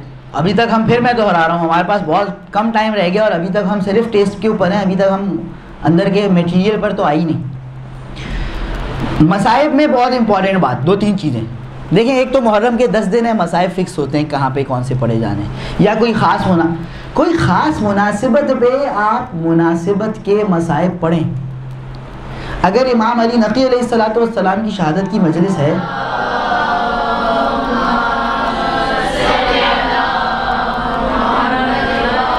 तो ये कतई ना हो कि आपने 2 जुमले इमाम अली नक़ी के बारे में बात की और फिर आप करबला पे आ गए। आपने 10 मिनट मसाइब में से 2 मिनट इमाम अली नक़ी पे गुफ्तगू की और 8 मिनट करबला पे गुफ्तगू की। आप 8 मिनट इमाम अली नक़ी पे गुफ्तगू करें, आखिर में 2 मिनट उसे करबला से जोड़ दें। लेकिन इमाम अली नक़ी बुनियादी उनसुर, भाई इमाम अली नक़ी के मसाइब कहाँ से आएंगे? किताबें पढ़ें, जो सबसे पहले मैंने बात की। अगर मैं और आप किताबें नहीं पढ़ते तो फिर हमें मिंबर पे नहीं आना चाहिए, आप किताबें पढ़ें। अच्छा, अब यहाँ पर एक और बात है जो कि बड़ी अहम बात है। अगेन आप मुझसे डिसएग्री कर सकते हैं, आपने अब तक मैंने जो बातें कही आप मुझसे डिसएग्री कर सकते हैं। ये तवक्को ना रखे कोई भी, ना पढ़ने वाला ना सुनने वाला, कि इमाम अली नकी अलैहिस्सलातु वस्सलाम की जब मैं मजलिस पढ़ूंगा और जब मैं प्योरली एक दफ़ा मैं इमाम अली नकी की मजलिस में इमाम हुसैन की खैमों से रुखसत पढ़ दूँ, वो पब्लिक तो गिरिया करेगी, सुनने वाले भरपूर गिरिया करेंगे, बेहोश भी हो जाएंगे 2-4 लोग। लेकिन अगर मैं जो होना चाहिए कि मैं इमाम नकी की शहादत पे इमाम नकी के मसाइब भरपूर पढ़ूँ, आखिर में 1-1.5-2 मिनट उसे करबला से जोड़ के इख्तिताम तक ले जाऊँ, तो मैं ये तवक्को ना करूँ कि और ना सुनने वाला ये तवक्को करे कि ये वैसे ही मसाइब होंगे गज़ब के और वैसा ही गिरिया होगा जैसा कि इमाम हुसैन के मसाइब पर होते। हो भी नहीं सकता भाई। जब हम ये मानते हैं कि नहीं मानते कि करबला जैसा हादसा और मुसीबत अहले बैत पे कोई है ही नहीं, जब कोई है ही नहीं तो उस पे जैसा गिरिया होता है वैसा किसी और पे गिरिया हो भी नहीं सकता। इमाम अली नकी की मजलिस पे ये ना मैं कह रहा गिरिया ना कहूँ, गिरिया हो भरपूर हो, लेकिन ना पढ़ने वाले को ये तवक्को हो कि यहाँ पर वैसा गिरिया हो जाएगा जैसा मैंने जो 10 मुहर्रम को मजलिस पढ़ी थी वैसा हो गया था, ना सुनने वाला ये सोच कर आए कि आज वैसा गिरिया होगा जैसा 10 मुहर्रम को जो मैंने मजलिस सुनी थी। क्योंकि भाई आज आज गजब का दिन है, लेकिन उतने गजब का दिन नहीं है जितना 10 मुहर्रम का गजब का दिन था। क्योंकि पढ़ने वाले और सुनने वाले शायद दोनों ही, या मैं पढ़ने वाला हूं तो अभी मैं पढ़ने वाले की बात करूं, पढ़ने वाला सोच रहा होता है कि भाई ये मुझे वहां तक लेके जाना है मामला, और वहां तक जाने के लिए आपको करबला ही के मसाइब पढ़ने पड़ेंगे। करबला के मसाइब पर जो गिरिया होता है वो करबला के अलावा के मसाइब पर नहीं हो सकता। तो इसलिए मैं इमाम अली नकी की मजलिस में भी करबला के मसाइब 8 मिनट पढ़ता हूँ, 2 मिनट सिर्फ मैं इमाम अली नकी के मसाइब पढ़ रहा होता हूँ, क्योंकि मैं ये तवक्को रख रहा होता हूँ कि ये मैंने जो 10 मुहर्रम को मजलिस पढ़ी थी और वहाँ पे जैसे गिरिया हुआ था यहाँ पे भी वैसा होना चाहिए। ये तवक्को गलत है, क्योंकि ये बेशक बहुत बड़े गम का दिन है, लेकिन ला यौमा का यौमिका या अबा अब्दुल्लाह, कोई दिन रोज़े आशूर जैसा नहीं है। तो मुझे भी पता हो कि भाई गिरिया हो जाएगा, बीबी पुरसा कबूल कर ले, लोगों को भी पता हो, लोगों को ना भी पता हो, मुझे तो कम से कम पता हो पढ़ने वाले को। मैं इमाम अली नकी के मसाइब जितने हैं, जितने किताबों में लिखे हैं निकालूं, तैयारी करूं, मेहनत करूं, पढ़ूं, आखिर में जाहिर है तो उसको करबला से जोड़ दूं, करबला का जिक्र आएगा, जाहिर है गिरिया और बुलंद हो जाएगा। लेकिन मैं जब तवक्को ये लेके बैठूंगा कि यहाँ पर मैंने वही अंदाज में मसाइब पढ़ने और उतना ही गिरिया दरकार है जितना रोज़े आशूर था, तो यहाँ से काम ख़राब हो जाता है। फिर मैं मसाइब, क्योंकि वैसे गिरिये के लिए वैसे मसाइब पढ़ने पड़ेंगे, वैसे मसाइब है ही नहीं इमाम अली नकी के। जो करबला में मुसीबत आई वो बाकी आइम्मा पर बाद में मुसीबत, ये तो एक वाज़ेह हकीकत है। जब है ही नहीं तो फिर मैं वही मसाइब पढ़ देता हूँ दोबारा, और जब मैं वही मसाइब पढ़ देता हूँ तो जिस शख्सियत की शहादत है उसके मसाइब आप पढ़ ही नहीं रहे। ये बात समझ में, गलत फहमी की बुनियादी वजह समझ में आ रही है। हमारी तवक्को गलत है। एक उस गलत तवक्को को पूरा करने के लिए मैं मजलिस का फॉर्मेट गलत कर देता हूँ कि मैं जिस इमाम की शहादत है वो छोड़ के मैं दूसरे मसाइब पढ़ने लग जाता हूँ अपनी गलत तवक्को को पूरा करने के लिए। एक दुरूद भेज दीजिए।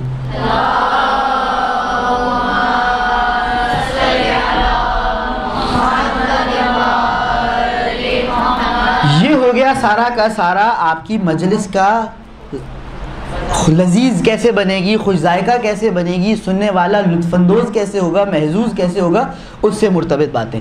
यहाँ तक जो हमने डिस्कशन किया, अगर इसमें आप लोग कोई कमेंट करना चाहें, कोई सवाल करना चाहें, कोई सजेशन देना चाहें, कोई डिसएग्रीमेंट अपना जाहिर करना चाहें, तो आपकी खिदमत में मैं हाजिर हूँ। आपने जो भी कहा कि किसी भी मासूम की हम शहादत पढ़ें, तो बिल्कुल वो शहादत हम वो हमारा इल्म है उसके हिसाब से कोशिश करते हैं, पढ़ें, लेकिन अंदाज़ा मतलब कितना कर मतलब बहरहाल मतलब उसके ये कहा कि रहना कि ज़्यादा तक़वियत ये है कि उसको करबला से जोड़ दिया जाए या करबला से मिला दिया जाए, कितना आपको भी कितना होगा। यही जो मैंने अर्ज़ किया, 80% आपके मसाइब मुनासिबत क्यों हों, 20% आपने उसे करबला से जोड़ दिया जाता है। असल में बुनियादी तौर पे टेक्निकली हम मसाइब को या करबला से जोड़ देते हैं या जनाब सैयदा से जोड़ देते हैं, क्योंकि वो बहुत अजीम तरीन मुसीबत हैं, ठीक है ना। तो ताकि अब तक अगर किसी की आंख में आंसू नहीं भी आया तो वो तो ऐसे जुमले हैं या वो ऐसे मंजर हैं कि जिस पर इंसान की आंख से आंसू निकल ही आएगा। तो हम उस शख्सियत के तज़किरे के आखिर में करबला को जोड़ते इसलिए हैं कि अगर अब तक कोई आंसू की नेमत से महरूम रह गया है तो चले मौला हुसैन के ज़िक्र के सदक़े, जनाब सैयदा के ज़िक्र के सदक़े अब वो इस नेमत को हासिल कर ले। लेकिन आपका मेजॉरिटी 70-80% आपको उस शख्सियत पर गुफ्तगू करनी चाहिए जिसकी शहादत की मजलिस है। फ़ज़ाइल में भी मैं फिर दोहरा रहा हूँ, ये बात फ़ज़ाइल के लिए भी है कि मौजू का मैंने तज़किरा किया ना, ये उसमें कवर हो रही है बात कि भाई आप अगर इमाम अली नकी की शहादत के दिन मजलिस पढ़ रहे हैं तो आपका मौजू शफ़ात होना ही नहीं चाहिए, नहायत बेतुकी हरकत है। आपका मौजू इमाम अली नकी अलैहिस्सलाम होने चाहिए। अगर आप मिसाल के तौर पे इमाम हसन अस्करी की विलादत के दिन जश्न पढ़ रहे हैं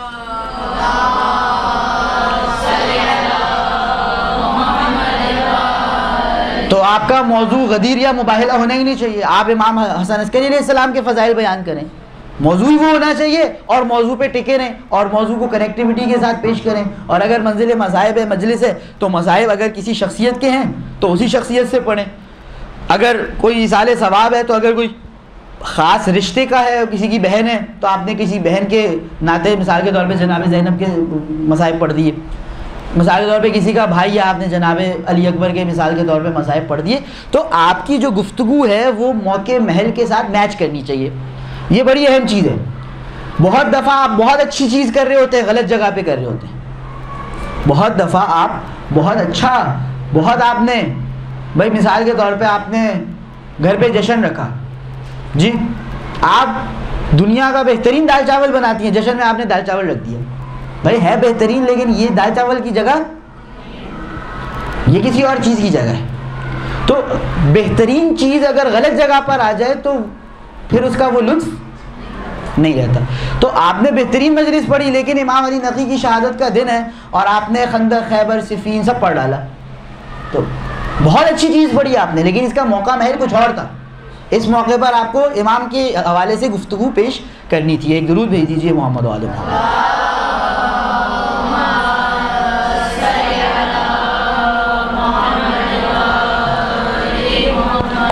इसके बाद हम आ जाते हैं भाई, आपको अब पता चल गया आपने कैसे सजाने संवारने, कैसे उसमें मिर्च मसाले जायका किस तरह इजाफा करना है। जो बुनियादी मकसद है मजलिस का या ख़तीब का, खिताबत का या खाने का, वो है जिस्म या रूह की ग़िज़ाइयत को पूरा करना, उसको जो ज़रूरियात है उन्हें पूरा करना, उसे ग़िज़ाइयत पहुँचाना।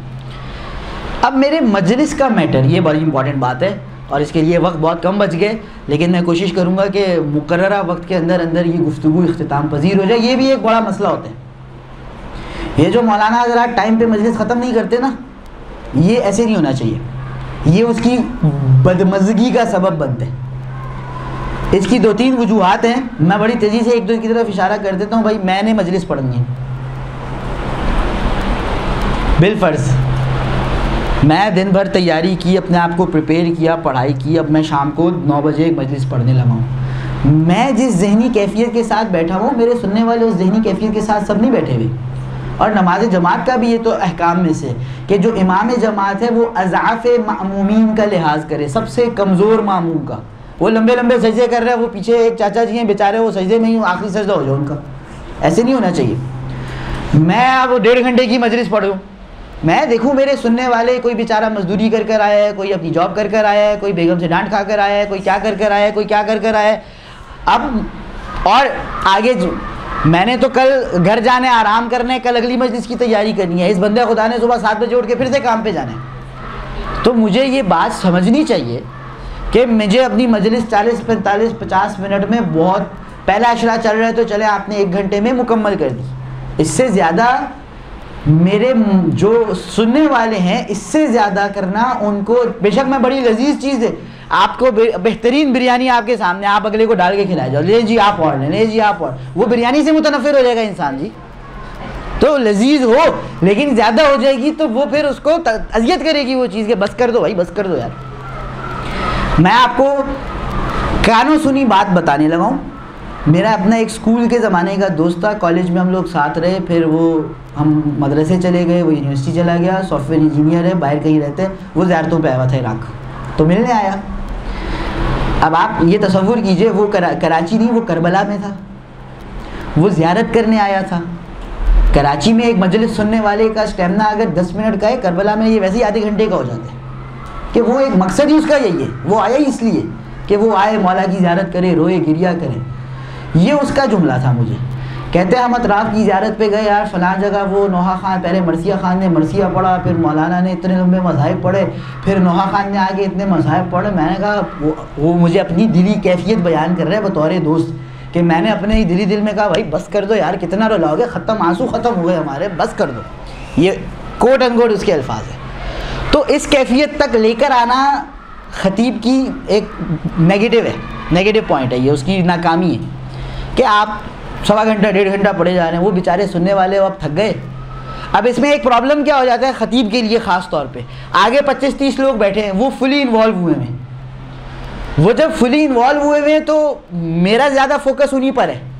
वो आगे के 25-30 लोगों को मैं देख रहा हूँ जो भरपूर लुत्फ़अंदोज़ हो रहे हैं और वो इन्वॉल्व हुए हैं और वो मुझे रिस्पॉन्ड कर रहे हैं, जिससे मुझे लग रहा है कि ये बात समझ रहे हैं। और लेकिन पीछे वाले बेचारे जो हैं बार बार घड़ी देख रहे हैं, मौलवी को देख रहे हैं, घड़ी को देख रहे हैं, मौलवी को देख रहे हैं। तो मुझे बतौर ख़तीब सिर्फ आगे की 2-4 सफ़ों को नहीं देखना, मुझे आखिरी सफ़ तक के लोगों को देखते रहना है कि कब तक उनकी बर्दाश्त है और कब उनकी बस हो गई है। मादे एक दुरूद भेज दीजिए मोहम्मद वाले मोहम्मद को।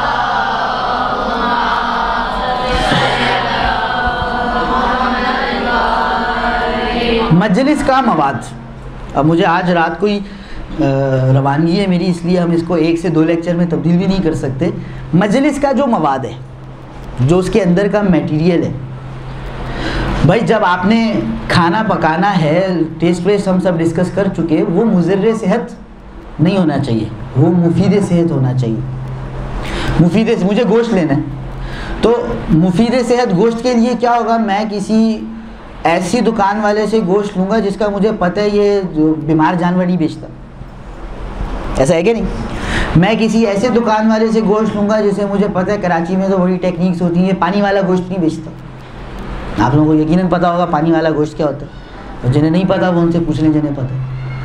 मुझे जब जज़ाकल्लाह, माज़रत आपको बहुत ज़्यादा ज़हमत हो गई, ये पानी वाला नहीं, वो दूसरे पानी वाला। मुझे जब मुफीद सेहत सब्ज़ी लेनी है तो मैं किसी ऐसे सब्ज़ी वाले से लूँगा जो मुझे पता है रोज़ की रोज़ फ्रेश लेकर आता है, ये बासी को पानी लगा लगा के ताज़ा करके नहीं रखता। तो पॉइंट, मुफीद सेहत खाना बनाने के लिए सबसे ज़्यादा इम्पॉर्टेंट चीज़ ये है कि खाने का रॉ मटेरियल मैं जहाँ से लूँ वो काबिल भरोसा जगह हो।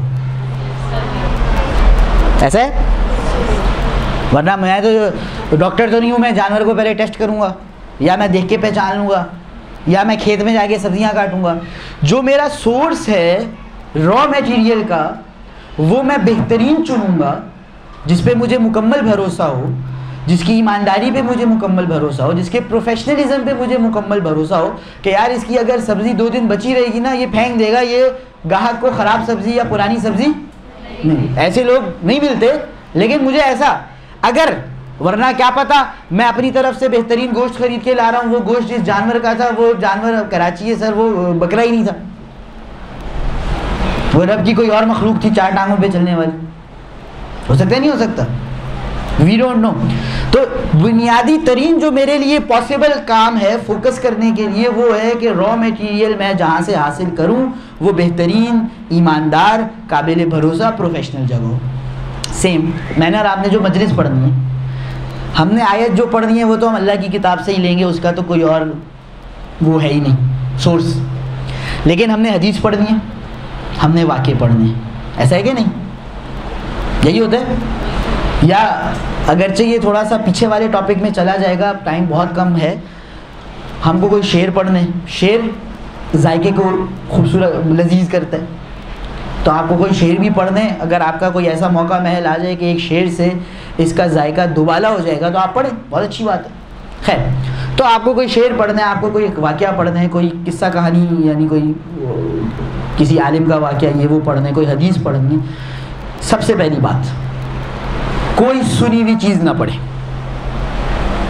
कोई सुनी हुई चीज़ पढ़ना ऐसे ही है जैसे कोई भी आपके दरवाजे का, घर का दरवाज़ा खटखटा के बोले जी ये गोश्त ले लीजिएगा, ये नहीं कुर्बानी का गोश्त, ऐसे ही रैंडम कहीं से भी, और आप बोले वाह भाई गोश्त आ गया बना लो। भाई आपको क्या पता ये कौन से जानवर का गोश्त है, हलाल गोश्त है, हराम गोश्त है, ज़िबा हुआ है, मुर्दार है, ये जानवर सेहतमंद था, बीमार था। तो ऐसे नहीं होगा कोई भी रैंडम आपको गोश्त का टुकड़ा दे दे आप वो उठा के बना लें। आप एहतियात करेंगी कि भाई मेरी औलाद ने ये खाना है, उसके जिस्म में जाना है क्या इसमें? सुनी सुनाई बात मजलिस में सुनना ऐसे ही है कि रैंडम आपको किसी ने कोई चीज़ पकड़ा दी, आपने अपने बच्चे को खिला दी। अब तो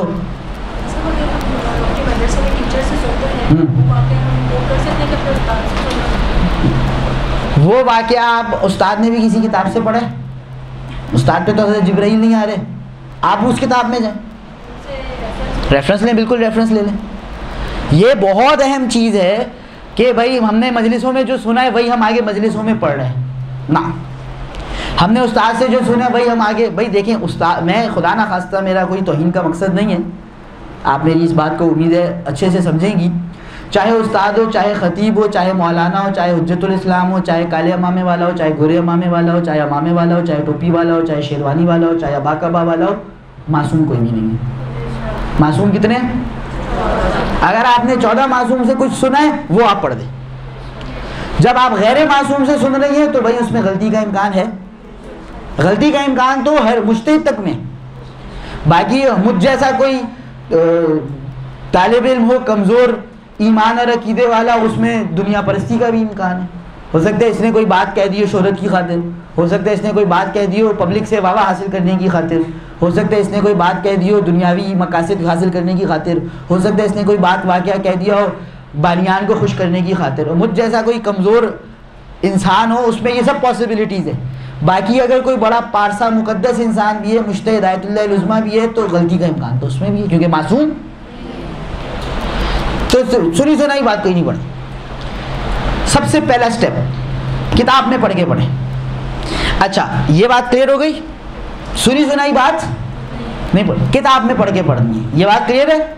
ये सबसे पहला स्टेप है, सुनी सुनाई बात पढ़ना। मैं फिर दोहरा रहा हूँ, ऐसे ये कोई रैंडम इंसान आपके दरवाज़ा खटखटाए, आपने उसे देखा भी नहीं, आपके दरवाजे के बाहर एक गोश्त का टुकड़ा रख के चला जाए, पता नहीं इंसान को खिलाने का गोश्त है कुत्ते को खिलाने का गोश्त है, हमें क्या पता, और मैं पका के अपने बच्चों को खिला दूँ। भाई माँ कभी ऐसा, तो मैंने और आपने लोगों की रूह की ग़िज़ा का ज़िम्मा उठाया हुआ है। हम कोई ऐसी गली सड़ी चीज़ उनको देंगे, हम जिम्मेदार हैं कल को। ये बिल्कुल इर्रिस्पॉन्सिबल बिहेवियर है कि मैं किताब से पढ़े पढ़ा। स्टेप नंबर 2 क्या करूं? स्टेप नंबर 2, हर किताब कुरान नहीं होती। अब ये मुश्किल, अब सफ़र मुश्किल की तरफ बढ़ता जा रहा है। हर किताब कुरान ये ना हो, बहुत गौर कीजिएगा, ये ना हो कि मैंने आपसे बोले सुनी सुनाई बात नहीं सुननी, आपने फलां पुराने खतीब की मजलिस का एक क्लिप सुना, आपने बोला साहब ने कहा था सुनी सुनाई नहीं पढ़नी, मैं किताब में पढ़ूंगी। उसी की मजलिस से किसी ने लिखकर एक किताब छाप दिया, आपने किताब खोल के देखा, हाँ भाई किताब में मिल गई।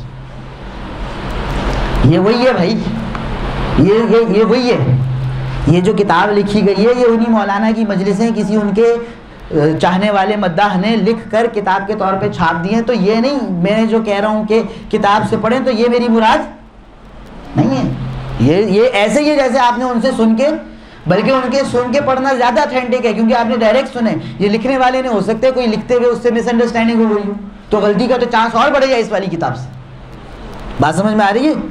तो सुन के ना पढ़े, यानी कि जो मजलिसें किताबों की सूरत में छप गई हैं, ये पढ़ना सुन के पढ़ना ही है, ये पढ़ना सुन के पढ़ना ही है।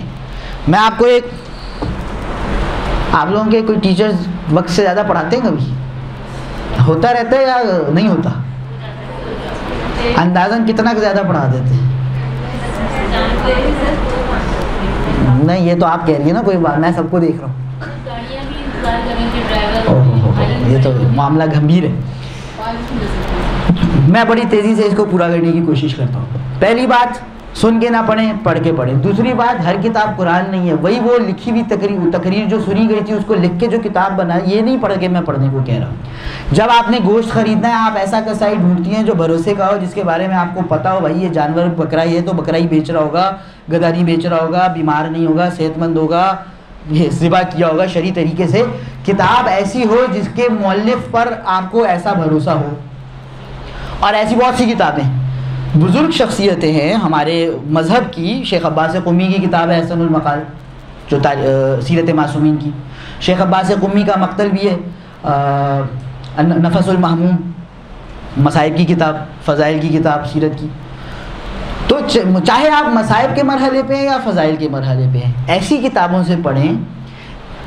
और ये मेरी कोशिश होती है, ये बड़ी अच्छी बात है कि आप जब मसाइब में, अच्छी बात नहीं है कि आप रेफरेंस दे रहे हो, मसाइब का टूट जाते हैं मसाइब, लेकिन मकाम फ़ज़ाइल में आप जो वाक़या जिस किताब से पढ़ रहे हैं, किताब का नाम, मुसन्निफ़ का नाम बताएं, ये आपकी मजलिस के एतबार को 4 गुना करेगा, आपके सुनने वाले का ज़हनी मेयार और बुलंद करेगा। मोतबर उलमा की किताबें पढ़ें, और जितनी पुरानी किताब से आप चीज़ निकाल सकते हैं ना, उतनी पुरानी किताब से चीज़ निकालें। हदीस या वाक़या आपने पढ़ी ना, अब मैंने आपको नाम किसका भी दिया, शेख अब्बास कुम्मी का। शेख अब्बास कुम्मी का इंतकाल 100-150 साल पहले हुआ। शेख अब्बास कुम्मी ने अगर अपनी किताब में मुंतहल अमाल में अहसनुल मकाल, जिसका उर्दू तर्जुमा है, उसमें कोई वाक़या लिखा है, तो शेख अब्बास कुम्मी पर भी हज़रत जिब्राईल नाजिल, उन्होंने पीछे किसी और किताब से लिया होगा। अब ये मैं अपने लिए बतौर तालिब इल्म ये ज़िम्मेदारी समझता हूँ कि भाई मैं ट्रेस करूँ इसको। मैंने शेख अब्बास कुम्मी का मुझ पर ये एहसान कि उन्होंने ये किताब में वाक़या लिख दिया, लेकिन मैं इसको बतौर रेफरेंस पेश करूँ, मैं इसे अपनी शान के ख़िलाफ़ समझता हूँ। मैं देखूँ शेख अब्बास कुम्मी ने कहाँ से लिया। शेख अब्बास कुम्मी मान लें 150 साल पुराने, 12वीं-13वीं सदी हिजरी के। शेख अब्बास कुम्मी ने एक किताब से लिए जो 10वीं सदी हिजरी की थी, उस पर भी कोई फरिश्ता नहीं नाजिल होता था। उसने पीछे कहाँ से लिए, उसने पीछे जाकर लिए कोई 5वीं सदी हिजरी की किताब से, उस पर भी नहीं कोई फरिश्ता नाजिल होता था।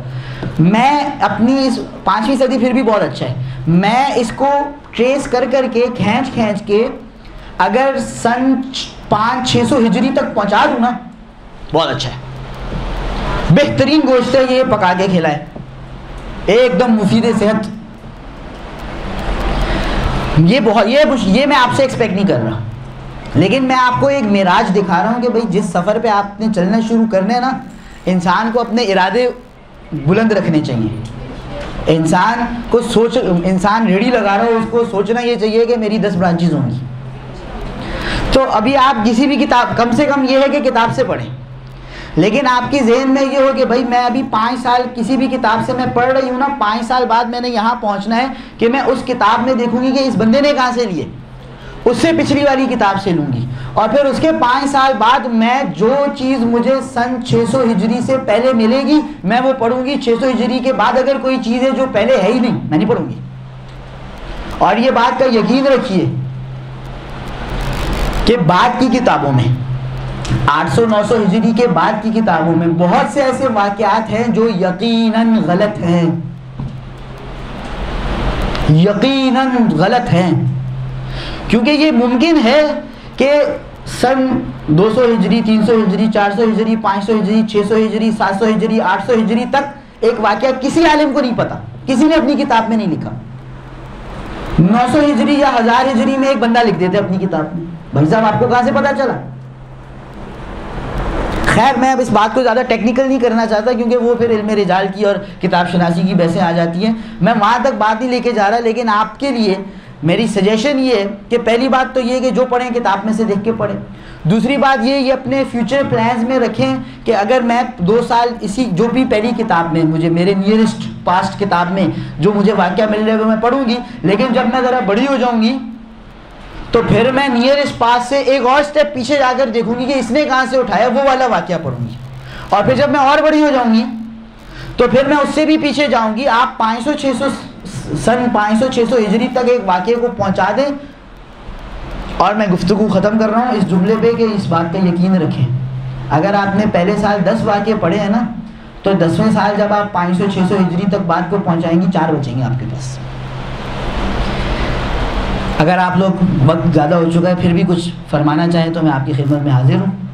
250 साल इंसान इमाम जाफ़र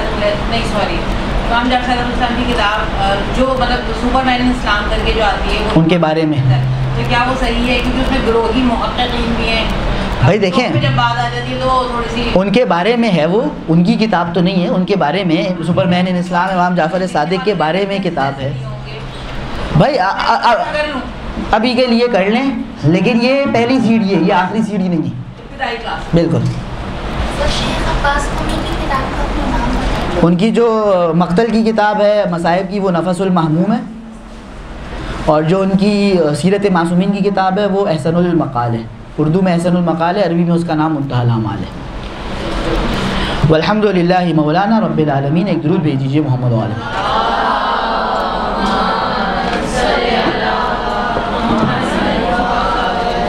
ताख़ीर में मैं आपसे बहुत माज़रत चाहता हूँ, दुआओं में याद रखिएगा।